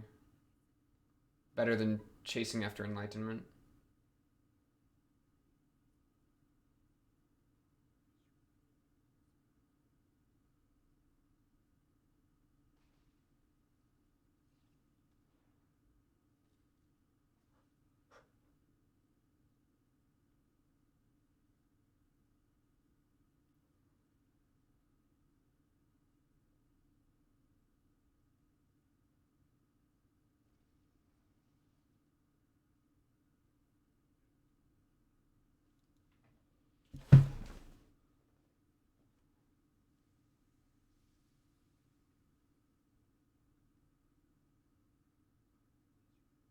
I don't know what's real.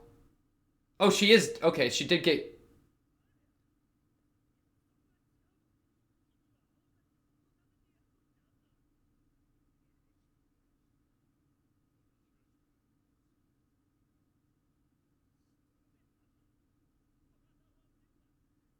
Yeah, she's just a brain in the jar, head in a jar. But yeah, yeah, that makes sense.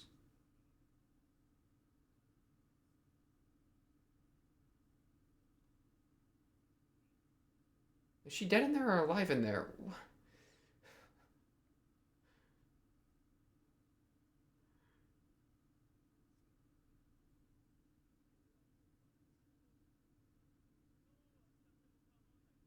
That's a crazy sentence. That's so crazy. Oh, predestination, yeah, determinism. There we go. Ah, yeah, okay, bet. So yeah, he's looking for indeterminism because he feels tied to fate. He's trying to escape fate. Yeah. So he makes a repetition. He resets things over and over and waits for something to change because if there's any form of instability or whatever, then like things will change. If things are determined, then things will always be the same. Yeah. So he's seeking the origin. Your real home. Okay, okay. Shiki was talking about that earlier. I feel like I'm following the antagonist better now, but they just killed my girl, so I'm kind of not. I don't even know. And now we're at this guy's childhood house. I just met this guy like an hour ago. I don't know what the hell is going on. I don't even know what this. I don't know if this guy has psionics or not. I don't. I guess not. I guess he's not a psychic. He was just trapped in a spell. Were things better? Things were better.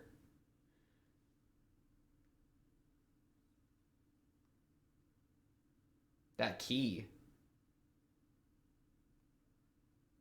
Is that key like... That key might have some sort of abstract value. I don't fucking know. By locking the door?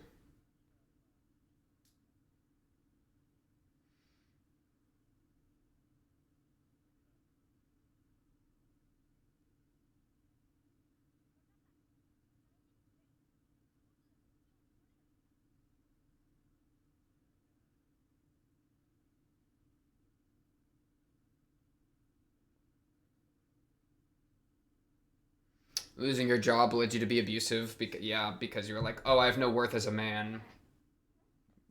Yeah. Many such cases.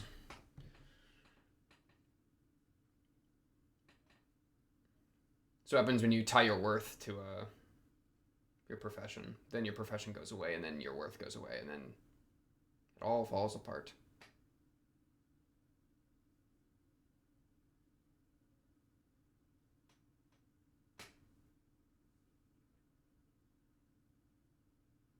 The driver's license parallel to Mikia?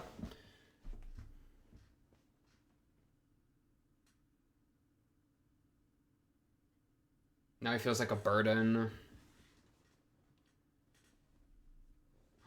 Oh, he killed somebody in a driving incident.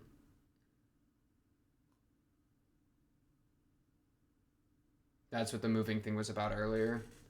The rumors.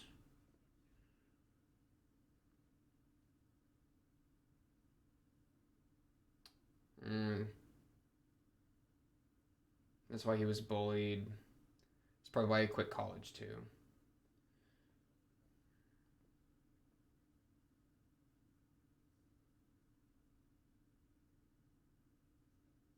Yeah.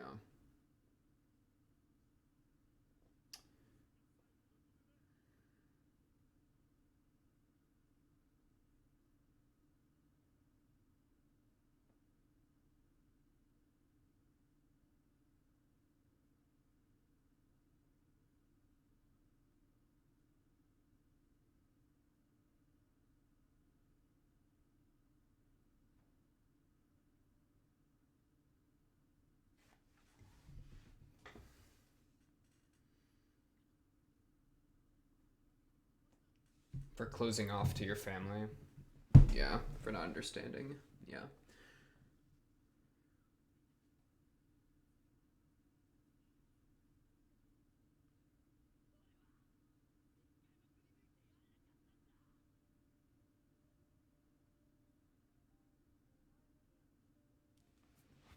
Mm-hmm.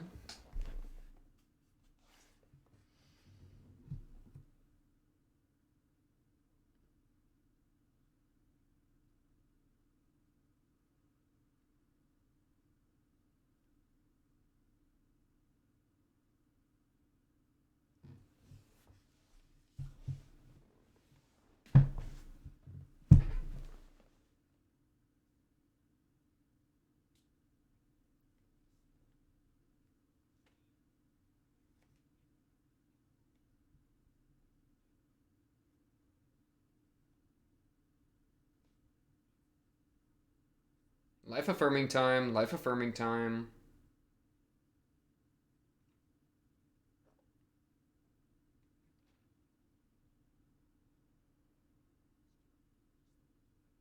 Yeah, let's go save Shiki. I mean, good thing we're doing this because Homegirl failed her mission and got her heart obliterated and her head ripped off, so...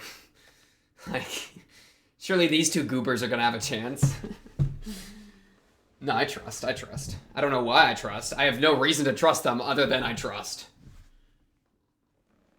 Oh yeah, he has the sword. You give her... Oh, we're just going to break Shiki out, and Shiki's going to clutch it with her giant new sword. All right, bet. Is she now looping? Wait, what's going on here? Or is this a flashback? I don't know. Okay, I think that was a flashback just to show that.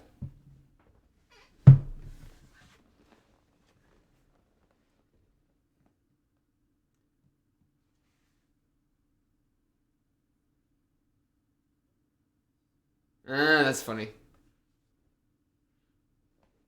That's a callback way long ago to that line Shiki said. The key to the Shiki's house, the Shiki's apartment.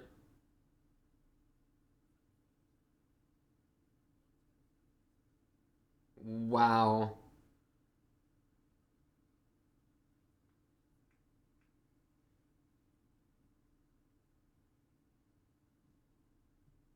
This kid is so real. I love this guy. I love this guy. They're gonna kill him. They actually kill characters in this show. They haven't really done that seriously up to this point, you know? So I was kind of thrown off when they... I don't trust anymore. I'm no longer a truster.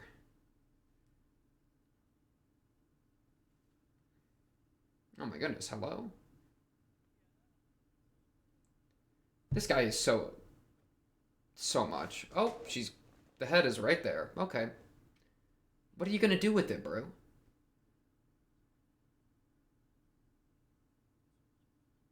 Oh, the basement, the vents. He's going down to where he's sitting.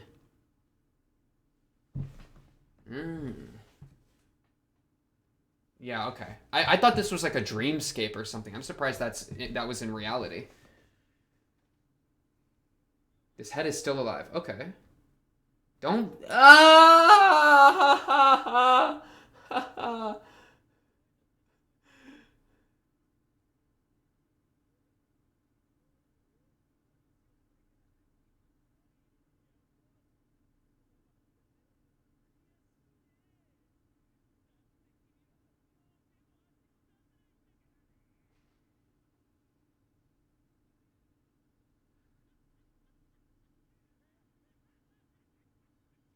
So what made this guy like this?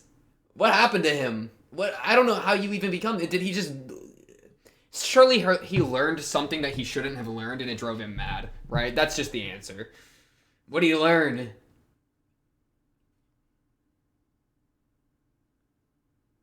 Oh, many brains in jars. Oh, they're all brains in jars. Are these all the people repeating or something? There's a lot of them. There's more than 50 families here.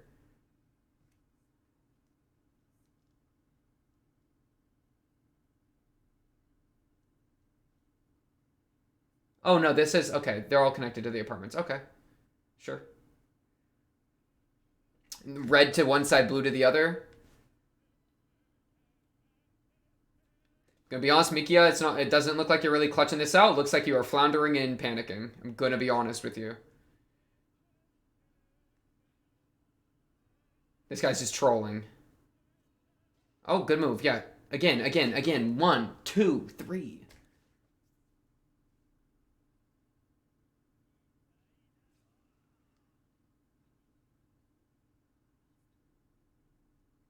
Are you looking for your parents?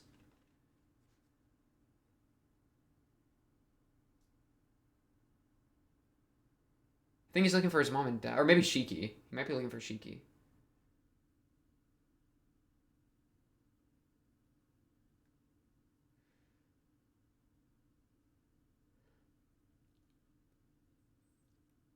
Oh, the yin and yang letter opener. Mika, are you on the floor right? Okay.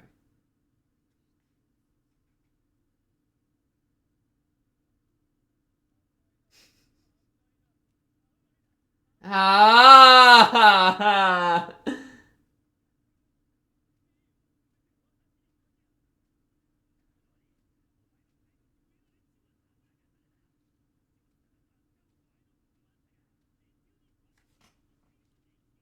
Miki is dead, right? Well, okay. No, that's maybe that looks kind of survivable. I don't know. I thought there was gonna be a lot more blood after all that. I don't care about you and your past of sucking at the academy. I don't care. Like,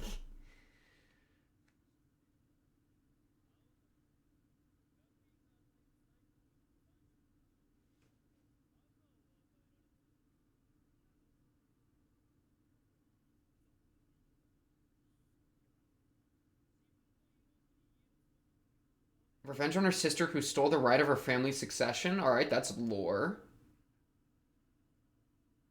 What color did you get, dog? Did she just walk in? Who just walked in? They're tripping me out. Enjou. It's his brain! Oh, because, yeah, he's just one of the duplicates. I guess that would make sense. Yeah, that would totally make sense. Yeah, okay. The body horror, the body horror. Yeah, yeah, that would make sense, huh? Well, no, but how are you outside the cycle? Yeah, you got killed too.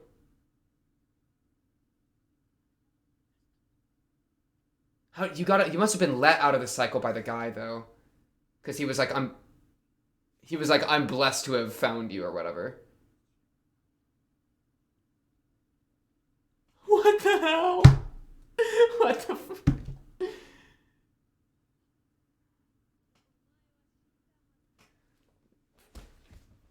Shiki? No, her. No, her. I thought it was Shiki's voice for some reason. Yeah, so how did she repeat? It's not. She's a puppet master. I mean, I don't know. Maybe she split her vessel. Where's the head? The head?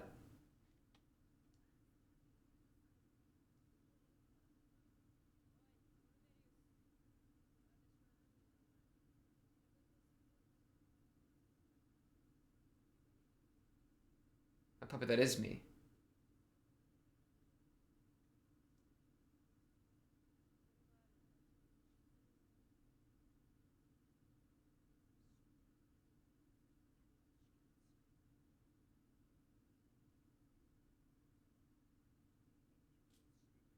Programmed destiny, fate. We're trapped. We're trapped. Yeah, yeah, I agree. Oh, you weren't let out. You did escape. You did escape. It's all programmed. I don't know. What answer you gonna give?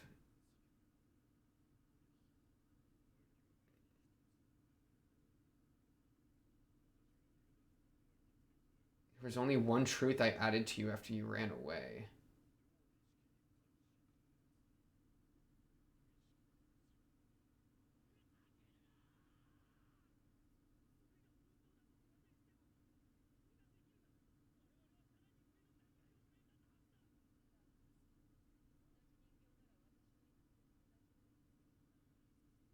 Well then, are you the puppet or are you the real one? Or does it not matter? She's saying it as if she's the real one, but like, did the puppet know she was a puppet, you know?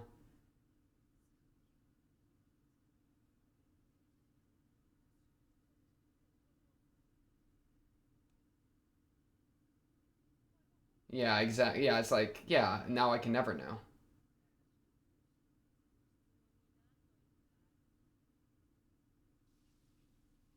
Good move. Incredibly painful move. I mean, you don't even need to do that because you weren't bleeding.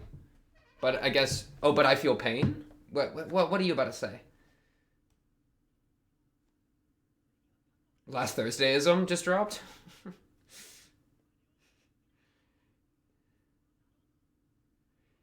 Even if it's imprinted, it's still a thing. The experience still matters, even if it was destined.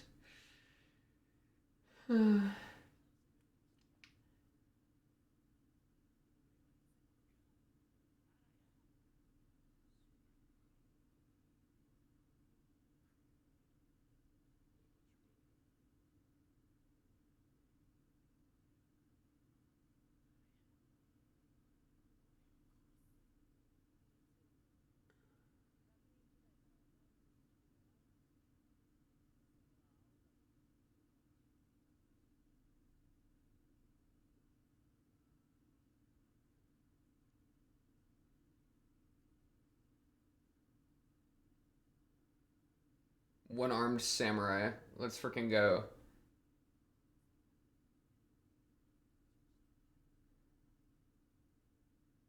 That was her. Was that Shiki? That looked like Shiki. Meow meow. That's not a cat. That's not a cat.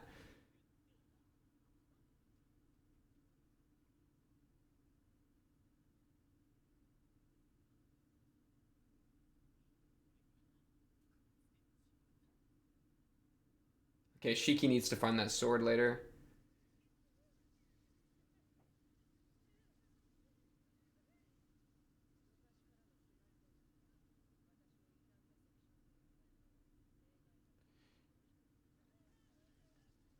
Yeah, go move. Get out of here, this guy. I'm so sick of that guy. Cornelius?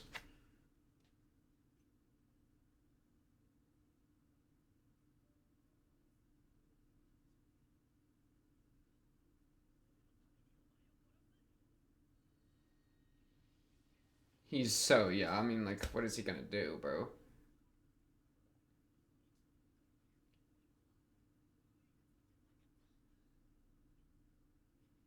Any progress has to be made through words, you know? But I don't know, I don't... Oh, he's ripping himself apart to move forward.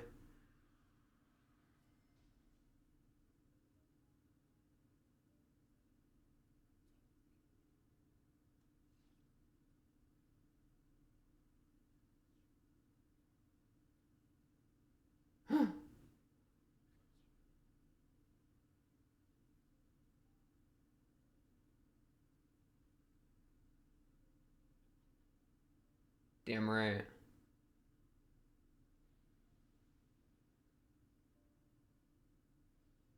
Oh, he saw her for a moment. Oh, the key.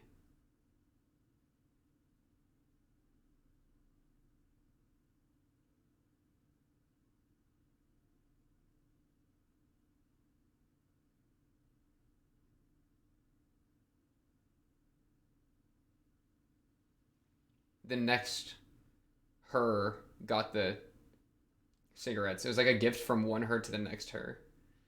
Low key.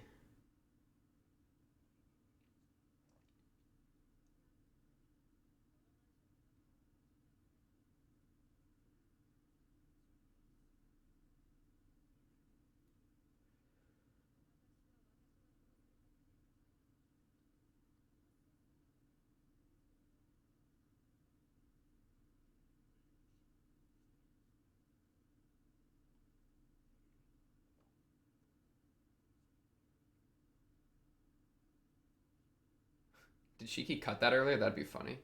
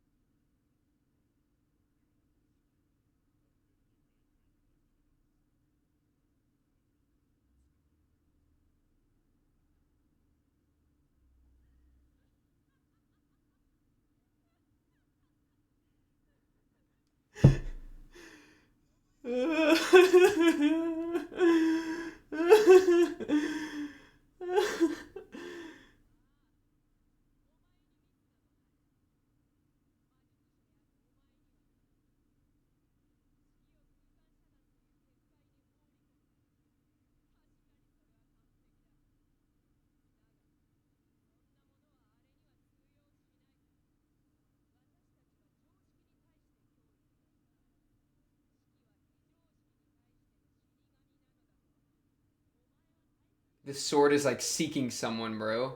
The sword is seeking him. You should have trapped her in a box of common rather than a box of uncommon. Is that kind of what you mean?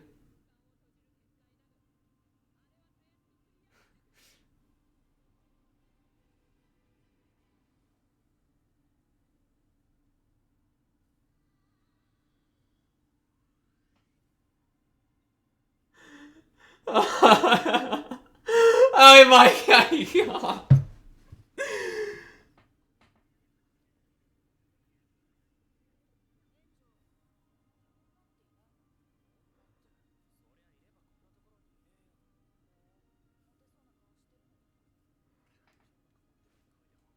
Dude, I don't even...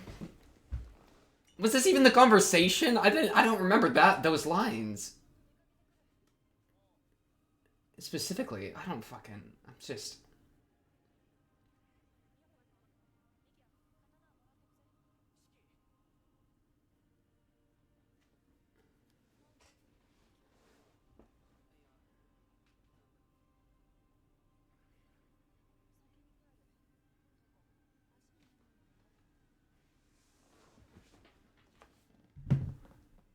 Because the side seat, sidecar.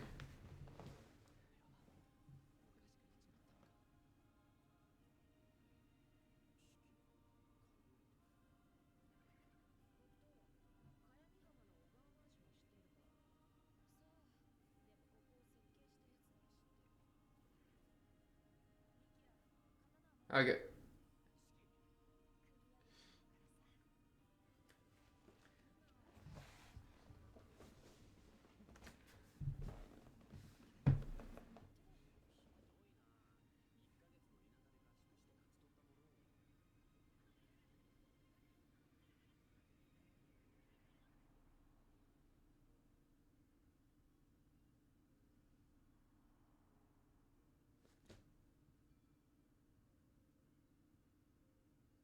Who are you looking at?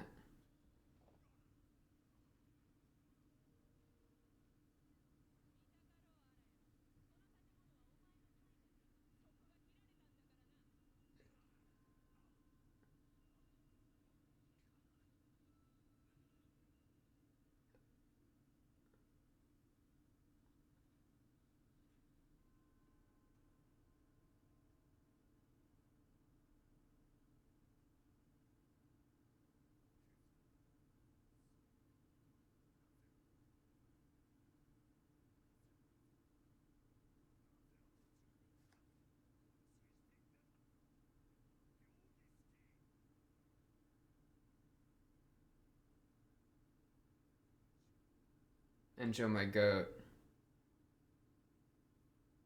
Okay. Well, fuck Enjou, I guess.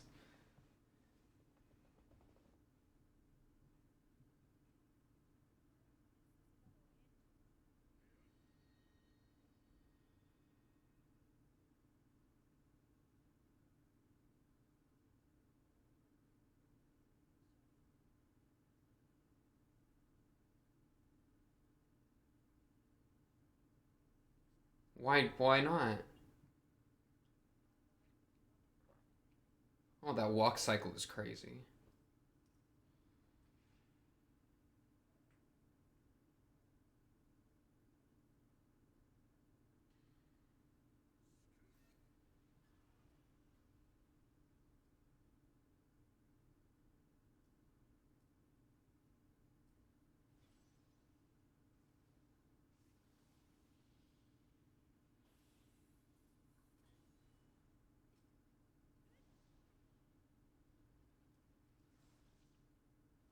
Good shot.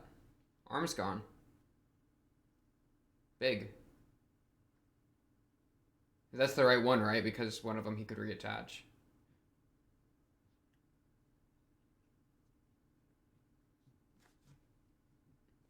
I don't know what that means, dog.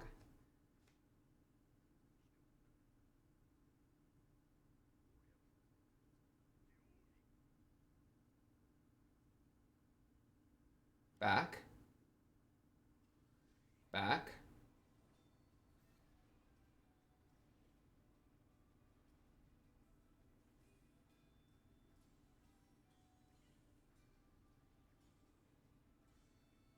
Ow!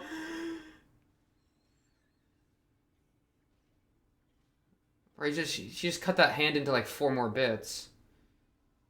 His hair flaps, bro. His hair flaps are tripping.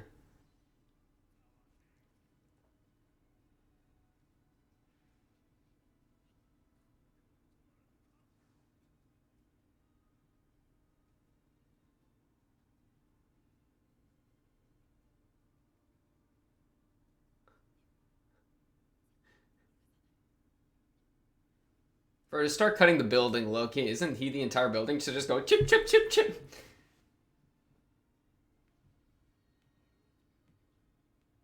Oh, wait, you can just take it down? Oh, that's not good. Okay. We got, like, people in this hoe. I mean, Enjou's not in here anymore. His brain's in here! I guess it doesn't matter, but, like, I don't know. I don't know if that matters. All the brains in jars? I mean, they're all dead now. Dude, this show is so strange. Oh, yeah, it's all over for all those down there.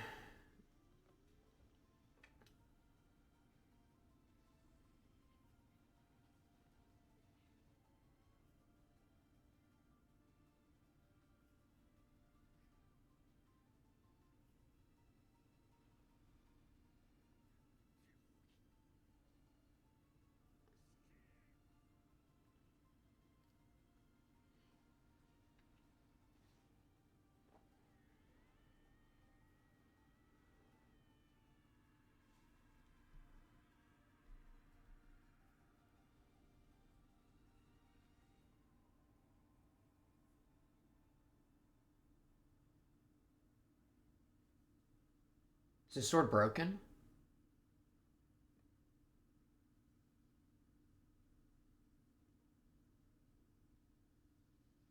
Yeah, it is. It snapped.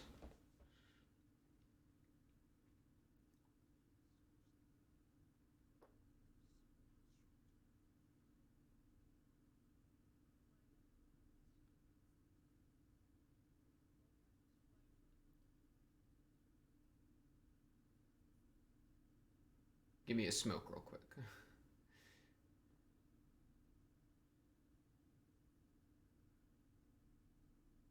That is the question. So you must remember them? Is it just... Alright. The heroes thing, yeah. And the origin has like all... It's like a catalog of everything, right? It's like all knowledge. Wasn't that like a point? Oh, shit! Never mind, you want to go a way different direction.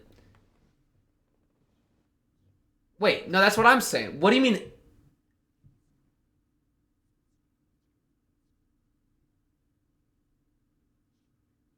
Yeah, give meaning to death by record. Yeah, that makes entire sense. What do you mean end the world, though? I mean, okay, that part I'm just going to get rid of because the rest makes perfect sense and was what I was thinking.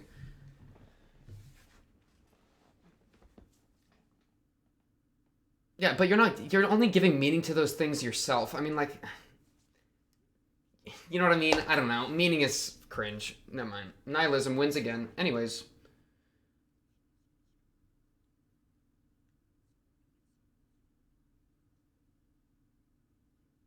The value of humans. Oh, all the brains.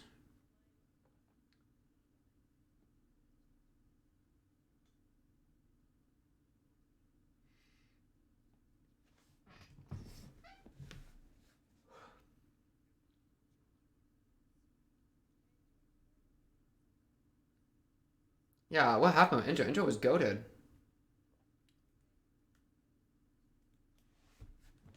Rest in peace, Enjou.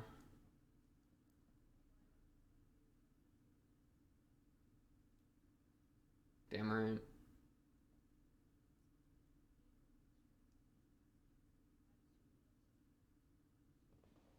Oh, the group unconscious. Okay. Yeah. Collective unconscious type behavior.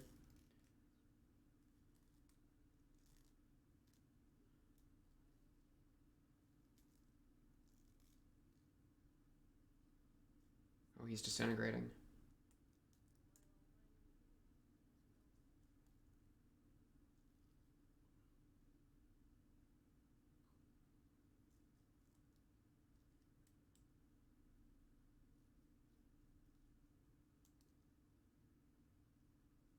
Oh.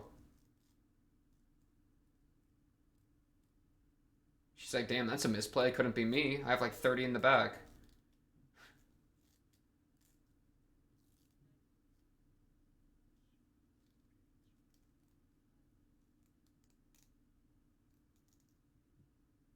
Oh, that's why the group collective thing was antithetical. I see.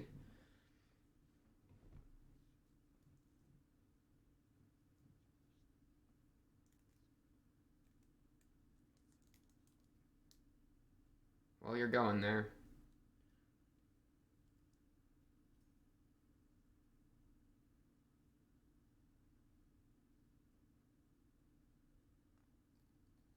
Shit, it's snowing. Oh, bad.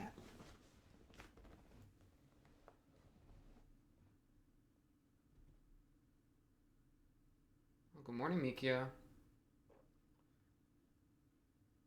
Yeah, Enjou's my goat, by the way. To just reply to a bunch of this philosophical, like, meaning, determinism, indeterminism stuff with just, I love my family, I don't care, oh megalol, is very based to me. I quite like that response. Because intellectualism can just trap you in pits, right? And I think he was trapped in a very deep intellectual pit, searching for, like, answers, you know? But, I mean, the thing about seeking wisdom and truth is that you might uncover wisdom and truth that you don't actually want, and that aren't good for you to uncover. Such as, like, I don't know, if the truth of the world is nihilism or whatever. If there is no truth, then you're just, like, hoed if you seek it. It's time for you to go, Enjou.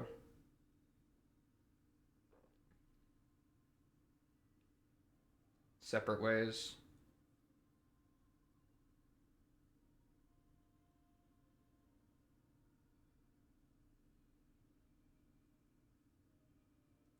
My goat.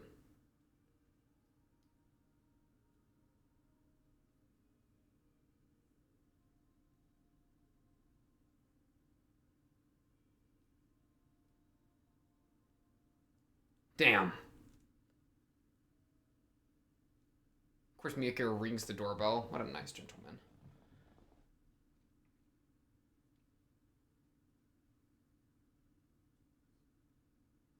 She wants him to just barge in.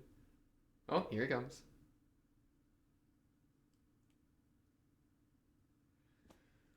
Well, that was the best one that we've watched by, like, a long shot. That was great. I really liked that one. Like, way more than the other ones. That was great. I was cooking with that one. I was having a great time with that one. That was... I feel like the other ones were just a prologue to that. This felt like an... You know what I mean? The other ones felt like I was just gaining information so that I could watch this. This was great. Yeah. You want why do you want true wisdom, though? What's the value of true wisdom? What? You have to realize that you're the one defining true wisdom as valuable, my guy. Right? And if you're the one defining as true wisdom as valuable, that means that you have the power to define value. Which means that you don't have to choose true wisdom. Because true wisdom is fucking... I'm pretty black-pilled when it comes to that kind of stuff, right? I'm pretty... I can't even follow the lyrics right now. I'm sure they're really good. We'll listen to this another time. I just like them. Wow.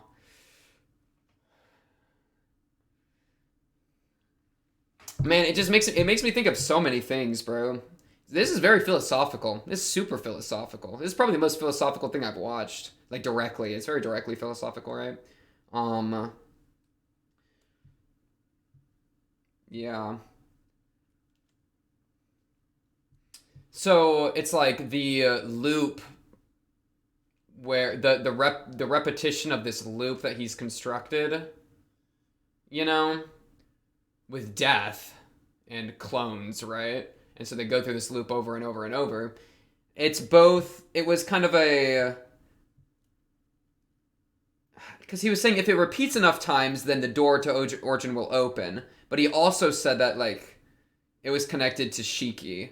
And so I think Shiki was, like, the key to the door that opens with the repetitions, you know, something akin to that. Because of her mystic eyes of death perception, which has her connected to the origin, right?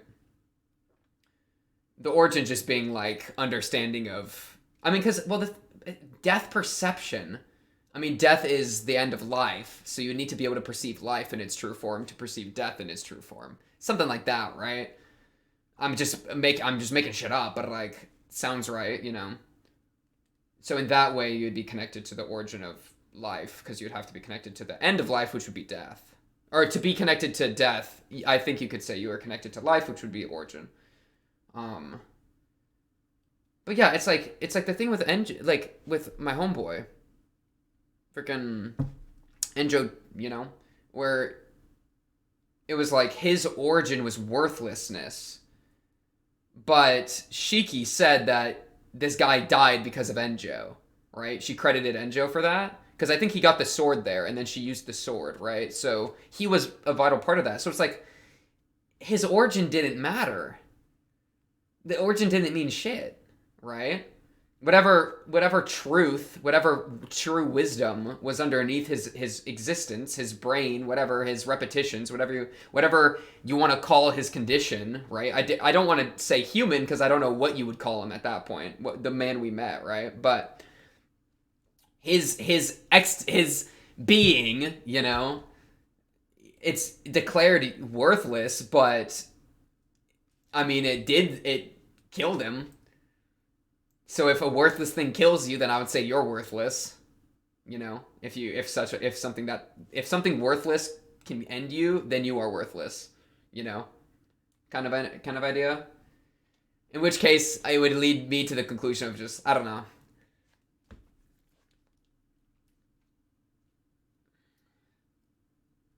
And man, I really liked how like him and his family was the point. It's just like, bro, love isn't rational, intellectual, you know? It's like pure emotional, but like that can be enough to like exist. Like the human, as much as a lot of people will try to convince you otherwise, and maybe they're right because what do I know, but the human is not a purely rational being, and nor should it strive to be. That's the part that people might convince you, try to argue with, right? Like a bunch of like philosophers or whatever, you know. All sorts of stuff will be like, oh, shout out Phaedrus, Plato's Phaedrus, I think is a really good example of that with the horses and the chariots. You can look that up. I'm assuming this part's safe to watch right here. But I won't get into the philosophical thing, but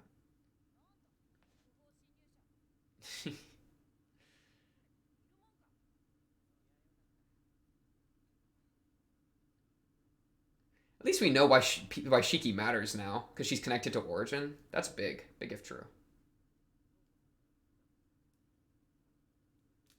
I don't even know what to do with freaking. Oh wait, I was saying the wrong word for Ayozaki the entire time. I kept looking at the wrong note. I kept saying Azaka. Ayozaki, LMAO. These names are too similar. I bet. I was probably confusing people with that. My fault. My fault.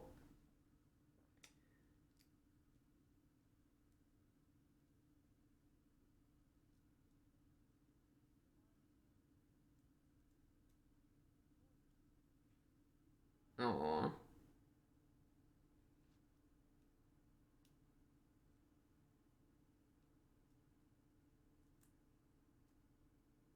Damn.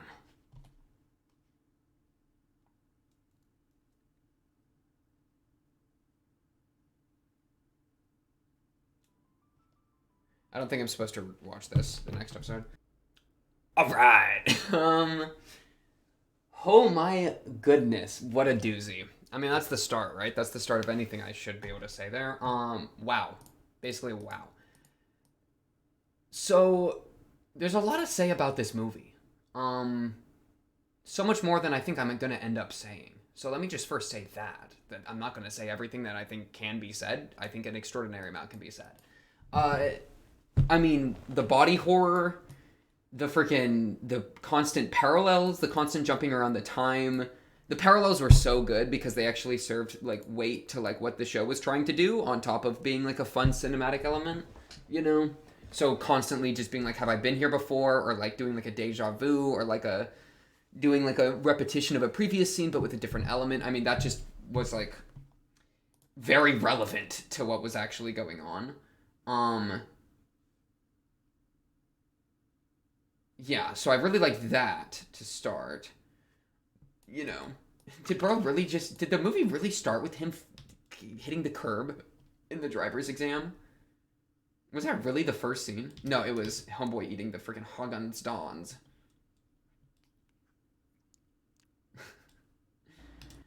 Yeah, so that's super cool. I mean, they were doing such an extraordinary amount of work there. You know, like the cinematography was freaking on it. Like constant, like really good I mean, I feel like I said like 30 times, like, good transition, good transition, good transition, good transition. Because it just kept happening, bro. And, like, Enjou's my boy. I ended up really liking Enjou. I mean, it leaves you with a really distressing question of, like, what is it to be human if Enjou was a puppet, right? If he's looking at his brain in a jar, you know? So it's like, what is he anymore? And that causes his own body to unravel, right? That's like such a kind of amazing statement there, right? I knew I was a fake, right? But like, fake just means like what, like, who's to say that the human isn't a fake of something else already? You know, like, I don't know. There's like an idolization of the natural, which I just don't even know why we do that, right? But I'm really artificial, huh? But it's like, what's wrong with that? You know what I mean? You're a different thing. You're not flesh and blood, right? You're flesh and metal. You're flesh and gear, right? That's what we just saw. And the actual you, that's a funny thing. I even say to my verbiage, the actual, right? But this other you, the natural you or whatever, got murdered or whatever. But I'm really artificial, huh? I don't know. It really for me just calls out. He probably got stabbed in the side of the head there. It really just for me calls out like a bias towards the natural that I think humans have. And I think that's super common with especially with like all sorts of stories on like machines and should androids have rights or whatever. You know, that's a very common theme, like idea explored, but it kind of goes into that. He said, like, what was his last words? Like, I was here. So his testament to existence was the last thing he did was make valid his existence, right? You know, right here, right? You won't accomplish anything. He was wrong. He was wrong because homeboy did, right? Oh wait, I missed your last line. He sees Shiki there in the future. Shiki's not quite there yet, but that's what he sees, right? We know that's her. Because, you know, who else would it be at that point?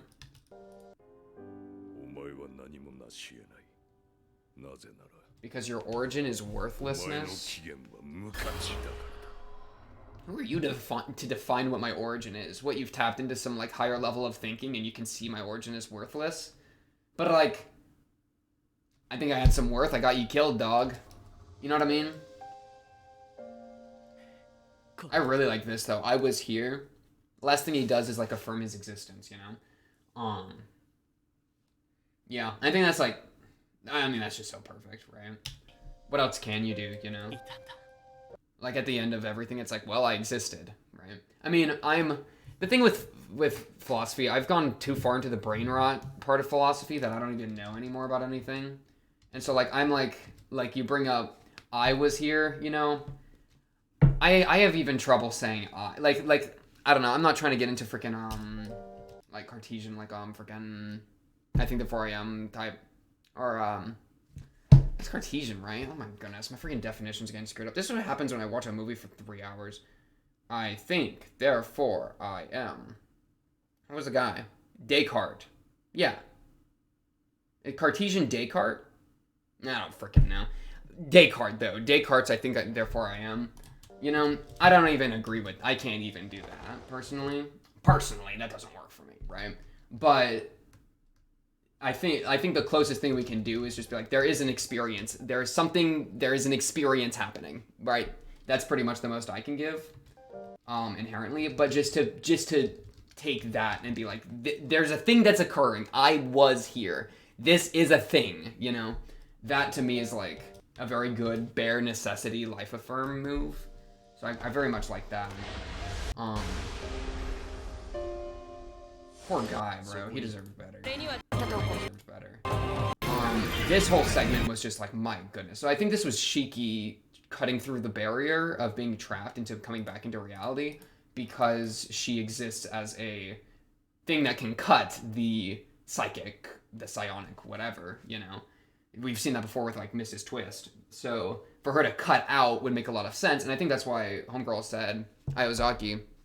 My bad, by the way. I was getting her name wrong, like, the entire time. I'm sure that was really fun to listen to. But I have a Zaka, which is Mikia's sister, right next to Ayazaki, and I glanced really quick whenever I'm unsure because I don't want to miss anything, and oops. Anyways, Ayazaki, though, double checking, true. Ayazaki saying, like, you would have had better luck trapping her in ordinary concrete. It's like, yeah, because concrete, like, you know what I mean? It's like, she exists as a thing that can cut the psychic. She's attuned to that channel. So the ordinary concrete, she can't cut because she's not part of the concrete channel. She don't got a jackhammer, okay. Concrete doesn't die. I mean, I'm sure there's to some degree, maybe there's something in there, but, like, that makes a lot of sense to me. So I quite liked that. This entire segment was just like LSD. Was this her talking to Miki or something?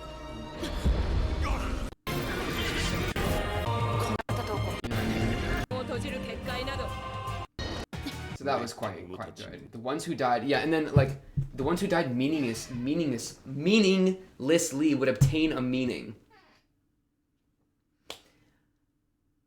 Like, I'm gonna be honest. You want me to be really honest? I think that I've been brewing my current position, right? This is liable to change. My current position is that intellectualism / rationalism / philosophy / whatever alone almost entirely leads to nihilism, right? My qualifier is that I think the end result is I'm a subjective human. I cannot apprehend objective value because I'm a subjective human, which was something that the show brought up. This guy said it. He had Cornelius. Cornelius said something akin to this, right? I don't remember when he said it. He was yapping a lot, but I called it out when I saw it. I think I'm pretty sure I called it out when I saw it, right? Oh my goodness, this part was so trippy. Oh yeah, this shot. Oh, the cat. I wonder if the cat has to do with anything because she had her cat thing. She really just respawned. She had a new game plus. That's crazy. But yeah, the end result of, like, nihilism, because it was like I think if there is objective meaning, then as a subjective human we are unable to apprehend it, and if there's not objective meaning, then it doesn't matter what we are as a subjective human. So either way, meaning or not, we're unable to reach it because either it doesn't exist or we're too valuable as a subjective human to be able to reach it, That's my current position of the end result of, like, rationality alone, thinking alone, intellect alone, blah, blah, blah. Which is why I've started to try to focus a lot more on just, like, the emotional, right? Like, Aristotle defined us as the rational animal. I'm trying to put more of the animal back in the rational animal, so to speak, right? Or the political animal, I think is what he says. But I'm trying to, I think he does he say both? I think political animal, rational animal, maybe it's a translation thing. I'm really smart. Look at me misquoting, probably. Anyways, doesn't matter because it's just words. Who cares? Anyways, point being, though, I'm trying to put the animal more back in the person and being like, okay, rationalism alone, I don't like the end result of this, right? And I think that's what this dude is talking about. Freaking Soren. I think Soren hit that hole. That's why I said, like, that's kind of what I was yapping about right at the end. I think he fell into that pit of, like, true wisdom. He kept saying, I seek true wisdom. Dude, true wisdom is going to lead you to, I mean, he kept these, like, brains into this cycle of death over and over, seeking change, right? Frick, what was the words he used? They were, dude. Like, repeat? I believe that a deviation will occur in the spiral if I repeat the same death thousands of times, right? He's seeking a deviation in the spiral, My point is building to, like, some point of, like, determinism will, right? Where it's like, I must figure out the truth of this reality, right? Where, if I need to do this test and I need to find this deviation because otherwise everything is fated and there is no you know, I assume it would be like there is no choice or something. That's where I'm led there, but who's even to say? What exactly is going through his noggin? He do be kind of losing it quite a bit, right? This is such a crazy movie, bro. The fake out with her death. I mean, she did die. It was just there was another her. And now I don't even know what she is. You know what I mean? She's not even like a natural person anymore. Like she could be a puppet of a puppet of a puppet of a puppet of a puppet of a puppet. In the same way that I think now she's as real as Enjou is, bro. That's what I would say. I'm kind of goated with that. I feel good with that. I mean, that's why Enjou's my goat. Right? Oh, man. You hate me and that's proof that I exist? Bet. We take those? That's pretty goated. That's pretty goated. That's good mentality, bro. Your hatred of me is just life affirming me, bro. Any publicity is good publicity, but it's any affirmation is good affirmation because it all affirms life. Damn! That's a move right there. I don't know if I'd follow it to its conclusion because its conclusion would be like, oh, I can affirm myself through, like, killing myself or something, right? But you're like, that's the conclusion? No, I don't know about conclusion, but that'd be definitely a objection you can throw out, right? But anyways, yeah, homeboy I think fell into this. The ones who died meaninglessly would obtain a meaning. I just disagree with him so much here, bro. Like, you remembering them. Let me just get your full thing. The first line didn't make sense to me at all. Second line, I mean. You can't save all humans, that makes sense. Okay, I'll tell you the line that doesn't make sense to me. One second.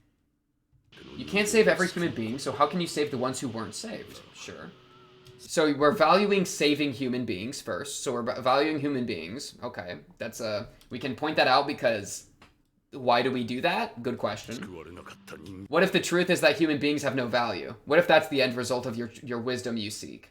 Then saving human beings doesn't mean anything anymore. That's why I don't like true wisdom. This is why I've given up on truth. I was a truth freaking seeker most of my life, bro. Right? I was raised in a religion, right? With objective truths. Oh, this is the point of your existence. Oh, this is, you know, all this shit. And then I started seeing parts in the religion that didn't make sense, that I started not agreeing with, and then that all kind of slipped away, right? And now I'm currently agnostic, is what I would call myself, right?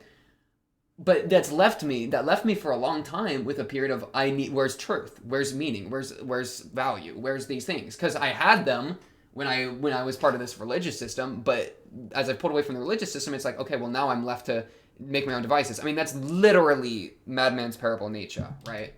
Not to be the edgy, like, oh, quote Nietzsche, but like, no, that's literally like Nietzsche's entire thing there, right? Shut up, the Madman's Parable. It's a classic. I mean, everyone knows that one. That's the God is Dead one, right? If I can open the origin and end the world, if I can record and observe all the deaths until the end of the world, okay, until the end of the world, yeah. If I can record and observe, like it's kind of the philosophy that, like I get what you. So go back to the origin so that I can record everything up to this point to give meaning to everyone that died. Got you. How does recording and knowing equal meaning? That's my thing. I think it doesn't. I mean, the only meaning it would only give meaning up to the point that you can assign meaning to something, and that you would need to have the knowledge of it to assign meaning to it. Right? That's my issue. Because it's like, if you say, oh, if I observe it, my observing of this thing assigns it meaning. That's what he's saying. That's why he wants to go to the origin so he can observe it all and like gain all the records, you know? So I can give meaning to everything. Then you're saying that he has the power to give meaning. So it's either that his observing assigns meaning, or that he assigns meaning through his observing. So maybe it's some trait of observing that's outside of his control. Maybe it's within his control and he's manifesting it through observing. Either way, the distinction in my point doesn't really matter, because why, like, well, I guess it could maybe matter a little bit, but my issue here is like, bro, if you have the power to assign meaning, then why do you need the records? Just assign meaning to those that weren't saved. Like why do you need the freaking facts? You know what I mean? You have the power, just do it. Who cares? right? If you already are the one assigning meaning, then you're the one writing the rules. So just assign meaning. You know what I mean? If you're already there. I mean, whether you can assign meaning or not is the question. And maybe you're saying, well, he can't assign meaning. He needs to know how someone died, and the knowing of someone's death objectively assigns it meaning in some method that is beyond his control. In which case I would say, I don't know why you think that, and I don't know how you could ever truly believe that. I would fall back to the subjective state of the human, where you just can't ever reach that kind of truth. That's why I would just fall back to. Because everything crumples back to that for me, which is why I don't like intellectualism and rationalism and pure thinking, right? Shout out Mary's room, bro. The flaws of pure thinking, right? The experiential component, I think, is important, right? Which is beyond just sitting in a room and thinking, right? Or like, and I called out Phaedrus. I think it was Phaedrus, which is Plato's allegory of the two horses and the chariot, and the one horse goes up and one horse goes down, and you're the charioteer, and you're like driving the chariot. And so it's like the primal soul, the appetitive soul goes down to the earth, and then the rational soul goes up towards the heavens, towards the gods, towards the forms, right? Plato's forms. And it's like, well, obviously homeboy likes the forms, and so the smart horse is the one going up, and the bad horse is the one going down, right? Like, homeboy likes the forms, so pure intellectualism would get you up to the forms, and that's where you're goated, and that's where you're the philosopher king, and then you get to rule the city. Shout out the Republic, right? But my thing, I just don't like that, right? I just don't think you like that pure intellectualism, which is just such a thought that you see over and over and over from people. Homeboy right here is thinking it. I think if you actually think it, then you run into freaking just, you can't ever beat your sensory information. You're always stuck with your sensory information. You're always going to have to jump assumptions, right? And if you're making assumptions anymore, then like you just ignore that you're making assumptions, then it's like, what are you even doing, bro? What's your absolute truth if you're assuming things? And then you can distinguish happiness. Happiness isn't something you distinguish through rational apprehension of information. It's through experience. You experience happiness. You know what I mean? That's why the emotional comes in. He's saying if I can observe enough things, if I can catalog enough information, it's literally Mary's room. Oh my goodness. If I can gain all this information, then I'll be able to freaking distinguish happiness. If information equals distinguishing happiness. If I can just read enough texts on happiness. If I can just...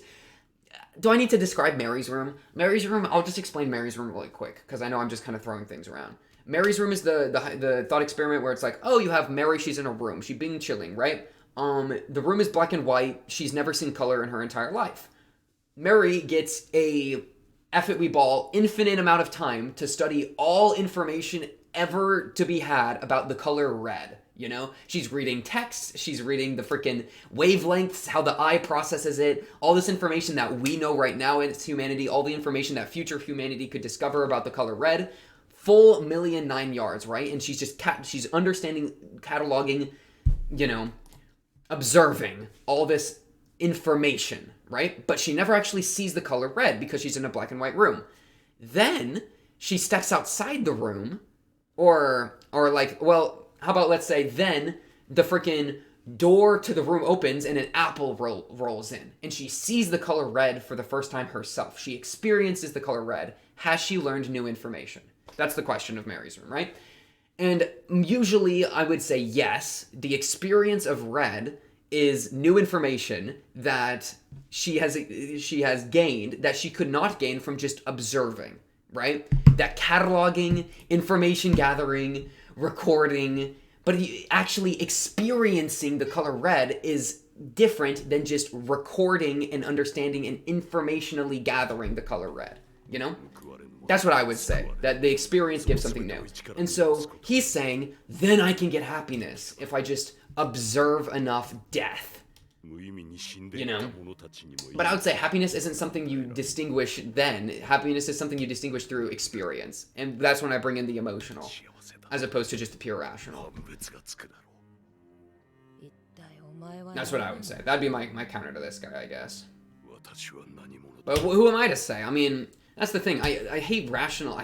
I'm in a self-hate arc with thinking right now, because thinking, I think a lot of the times, is self-cannibalizing, right? Where if I think too much, then the thought will be consumed by the fallibility of thinking. And so I hate even, because what do I know? I'm just a guy. I just want a conclusion. And then he starts going, these ugly, dirty, filthy, ignorant humans. Like, damn, calm down. If that's all that'll be left in history after they die off.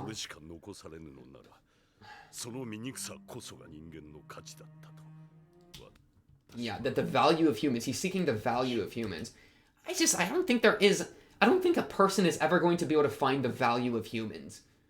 Maybe Shiki in this world will be able to, like, since she's connected to the origin, if he actually succeeded in grabbing her, maybe he could uncover, like, the truth, and there is an absolute wisdom in this world, and that Shiki is connected to that, because obviously this is a very special, like, world with psionics and all that shit. So perhaps it's possible here, and that gives Shiki a very big, like, reason for existence, which I appreciate. Like, that gives her a lot of thematic weight, which up to this point I've been kind of like, what are we doing, bro? We're just yapping and I'm confused all the time, and the story is purposefully hard to understand, I would say, right? They're flopping around all the time. Character names are, like, eerily similar, you know. I mean, this was, like, purposefully, like, this movie, at least, like, it not making sense made incredible sense, because all of its parallels and jumping around all fit into that yin and yang type deal, which was, like, the entire point, you know? And so that at least made a lot of sense. The previous movies for me have been kind of like a bit harder to make sense of, where it's like, I'm following Shiki's story, but, like, why do I care about Shiki's story? Like, you know what I mean? Especially because a lot of the characters aren't, like, I'm not very attached to. I'm just gonna be like honestly, I was pretty attached to Homeboy, the guy we just met, Tomoe. Frick. I'm so attached to him that I forgot his name. Enjiro, Ajiro, freaking whatever his name. I liked him. He was my goat. Okay, he was probably my favorite of the characters that we've met briefly, because he's just like a F it, I live. F it, I was here. Enjou. I've never seen the name Enjou before. Enjou Tomo. He escaped. Yeah, so he was trying to make it so the counterforce wouldn't notice the barrier he made, but then Enjou was able to slip out. I guess I was a little confused, because earlier he said that it was, like, good that Enjou was around or whatever. He lost against only one person, Tomo's love for his family, right? So it's like his love, whether he's worthless or not, whether he's a doll or not, whatever it is, it doesn't matter, because whatever he was feeling was what was more important than what he was, right? His emotion, his experience was more important than, more impactful to your continued existence than whatever you defined him as, right? And that's the information that destroys him. Because he starts evaporating when he hears that, right? I mean, he was going to evaporate anyways, but. And then she brings up the unconscious, the collective unconscious, the group unconscious is what it's translated. The pool deep inside everybody's minds is the same. Yeah. This is a fun idea. The storage of all the selfishness. It's funny, so he was, like, connected to that idea, which was antithetical to what he said of, like, me, myself. I seek for truth within myself, right? I mean, that within myself, again, is, like, that's even, that's a fun, I forget the source of it, but that's, like, a fun philosophical, like, thought experiment of, like, can one perform philosophy in a bubble, where it's, like, they're just there with their mind? Can they perform philosophy, right? Or thinking, or whatever you want to call it. But, like, philosophy has, you know, more implications than just, like, I think a thought, you know? Or I think it has more implications. I don't know. But. So him to be like, I seek for truth within myself, you know? It's like, is that even a possibility, you know? Is truth to be found within yourself? Who's to say the answer is within, you know? Freaking, I don't know enough about Heidegger to confidently cite Heidegger, because his thing with being is so complicated and weird. But it's like you attune yourself with being, you know. But it's like it's not something that necessarily I think is like born out from oneself. It's not like you're the source of it. So shout out Heidegger, I guess. Though also Heidegger's confusing, bro. I need to reread Heidegger. My goodness. I hate reading. I don't actually hate reading, but you know what I mean. His lines here were quite good. Or his like repetition of these lines were quite juicy. Dude, I'm freaking burnt. This was a burnt one. This was a burning of a freaking episode, bro. I seek true wisdom. Where do you seek it? Within myself, right? Only within myself. See, like, dog, that's the mistake. Only? You think the truth is found within? Why? What? You freaking got the formula to truth built into your DNA or some shit? Or your soul or some shit? Right? Like, it could be external. Why couldn't it be? Why only look there? I mean, there are teachings or whatever that think that way, but only. I just don't like the word only. Was that where are you going? Is that what that last line? Where are you trying to reach? To the end of this paradox spiral of a world. Well, we all have reached the end of this paradox spiral of a world one way or another. So you have fun with that, right? Paradox spiral of a world. That kind of real.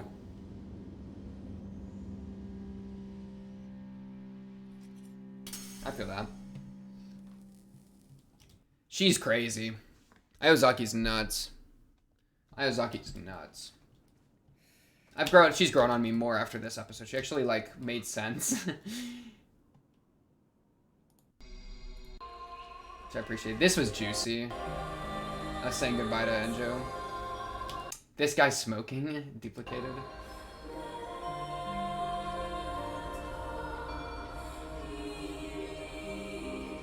This was good. I liked this quite a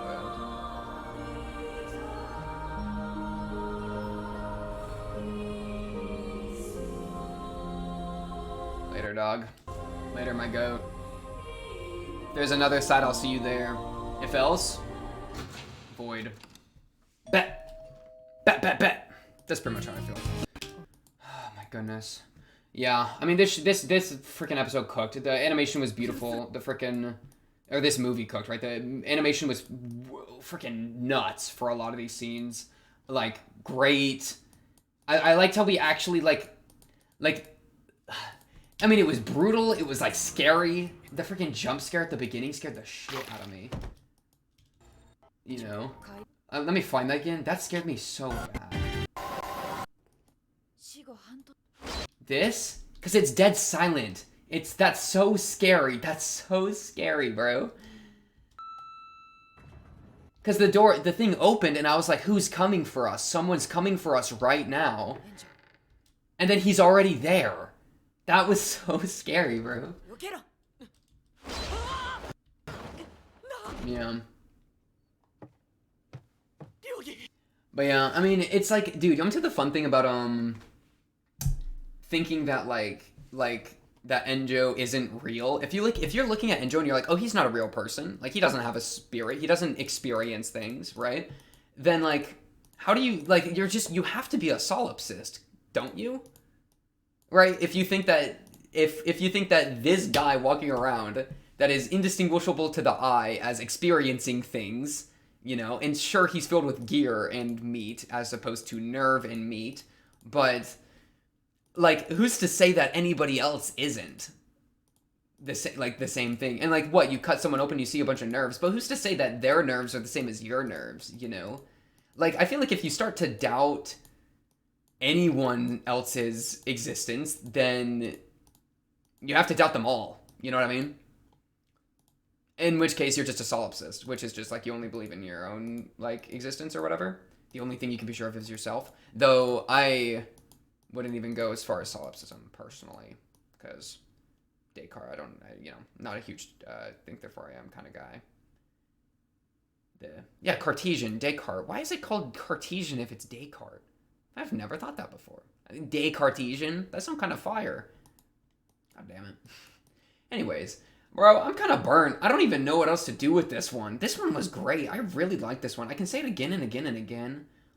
There was so much well done here. It scared me.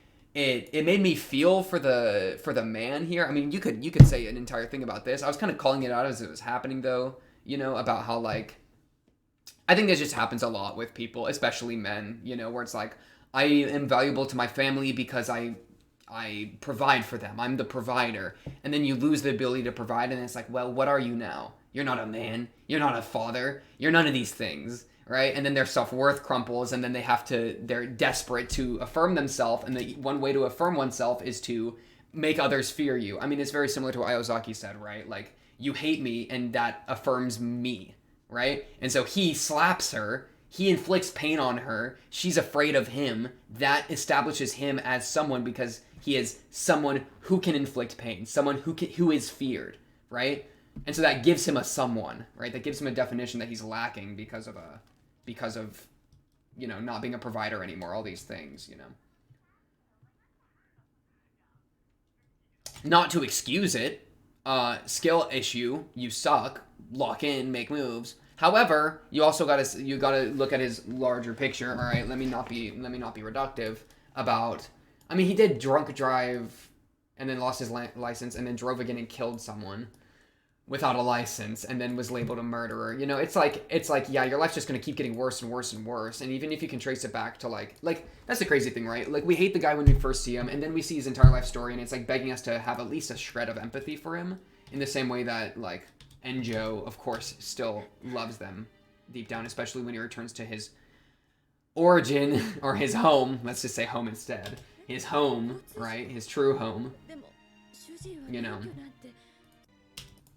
And so we can see like, oh, like they used to be happy. There used to be love everywhere. But he had this doom spiral, right? He spiraled out of control. Sure, he might have put some of the events into action, but that doesn't mean, like, does that mean he deserves all the pain at the bottom of the spiral?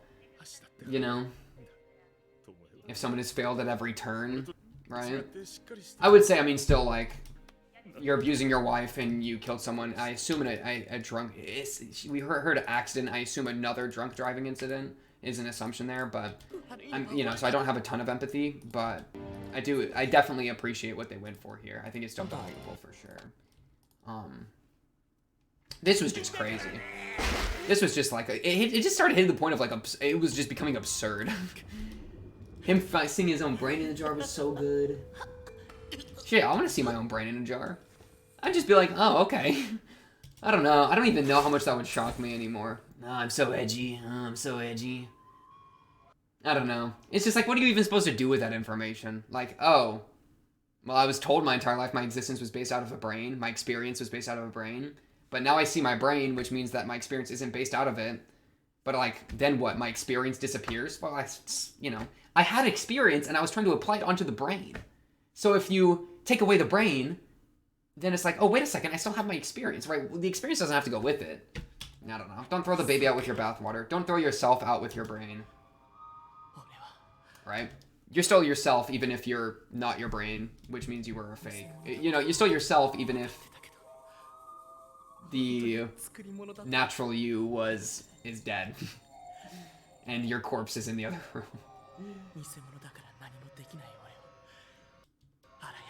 I'm a fake who can't do anything.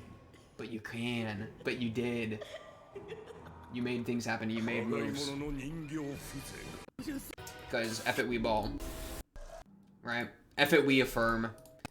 Anyways, I think that's all I got for this one, y'all. I'm pretty cooked. I do want to revisit some more of these ideas. I'll be very curious to see what y'all think of this one. This was definitely my favorite. I feel like the show's starting to cook for me. First 4, I was tentative. I'm not gonna lie. Up to this point, the show has not been clicking for me much. I liked 3. I did like 3 quite a bit. I remember. Wait. Let me. Oh yeah, I liked 3 because of Homegirl, right? Appendicitis. I thought she was like I cared about, you know. So I was like, okay, we're cooking with that. This one felt the most complete by far, though. I mean, the other ones were half the length, so that is kind of something to take into account. But this one definitely was like, oh, not only is there a new character and their story to follow, but there's like these antagonists and there's these themes and these existential issues and these, you know, this striving for truth. I mean, you're striving for truth, but you're turning people into brains in jars in a basement of a giant spiral hotel. I mean, like, what are you even doing anymore, bro? Take a look at yourself, right? Like, if this is truth, then is it worth striving for? There comes a point, right? I mean, there's a thing that I thought about before. It reminds me of, what is the name of them? Let's see if I can find it. Killing to prove as Ubermensch. Dun dun dun dun dun dun. There was a two kids, or I guess they weren't kids. They were like young adults. Two young adults that like murdered some like kid or something. I think like a 15-year-old or something.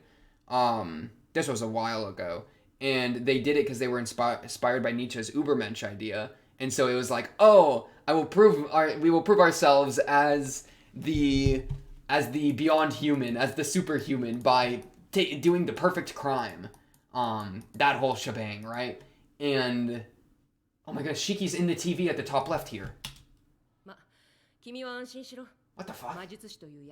Shiki's just in the TV. What? At 102.26. Why is she in the TV? That's so scary. She's watching, bro.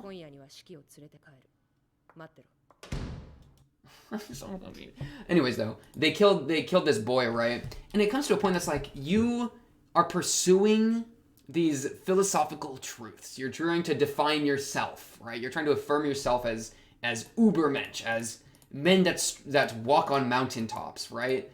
And you've killed a young boy for that. It's like, if you know what I mean. This guy is like, it's kind of same thing. He's trying to find some truths, absolute wisdoms, give meaning to those that die, and yet he captures Shiki, is willing to kill her. He does this experiment where people live out death over and over. I mean, he cares more about observing all deaths than the repetition of death. He has had people die thousands and thousands and thousands of times, and that to him is less important than observing death. So he will carry out death in the name of observing death to ascribe meaning to death, or to those that died without meaning. You know, and it's like, well, you're just creating a bunch of death in your wake when you do that, right?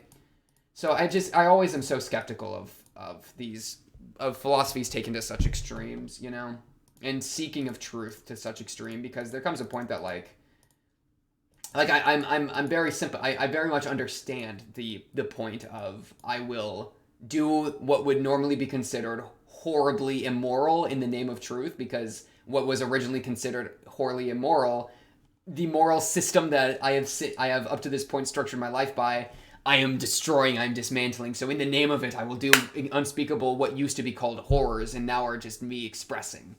Right? Like there's all sorts of ways that this type of thinking can manifest, and I'm just skeptical of it all. But who's to say? This was great. I feel like the other ones didn't cook for me. This one cooked for me for sure. That's why I'm going to leave it, y'all. Episode 5, Paradox Paradigm of Garden of Sinners. Gotta move. On to the next. Episode 6. Should be very exciting. I think there's one more that's about this length. I like the long. I like it when it's long, but on to the next. Should be exciting. Of course. If you like it, subscribe. If you're new, blah, blah, blah, comment below if you have anything to say, or join the Discord and talk to me other Garden of Sinner fans there. But until then, until the next episode, that's like every night. I'll be seeing you then. Peace.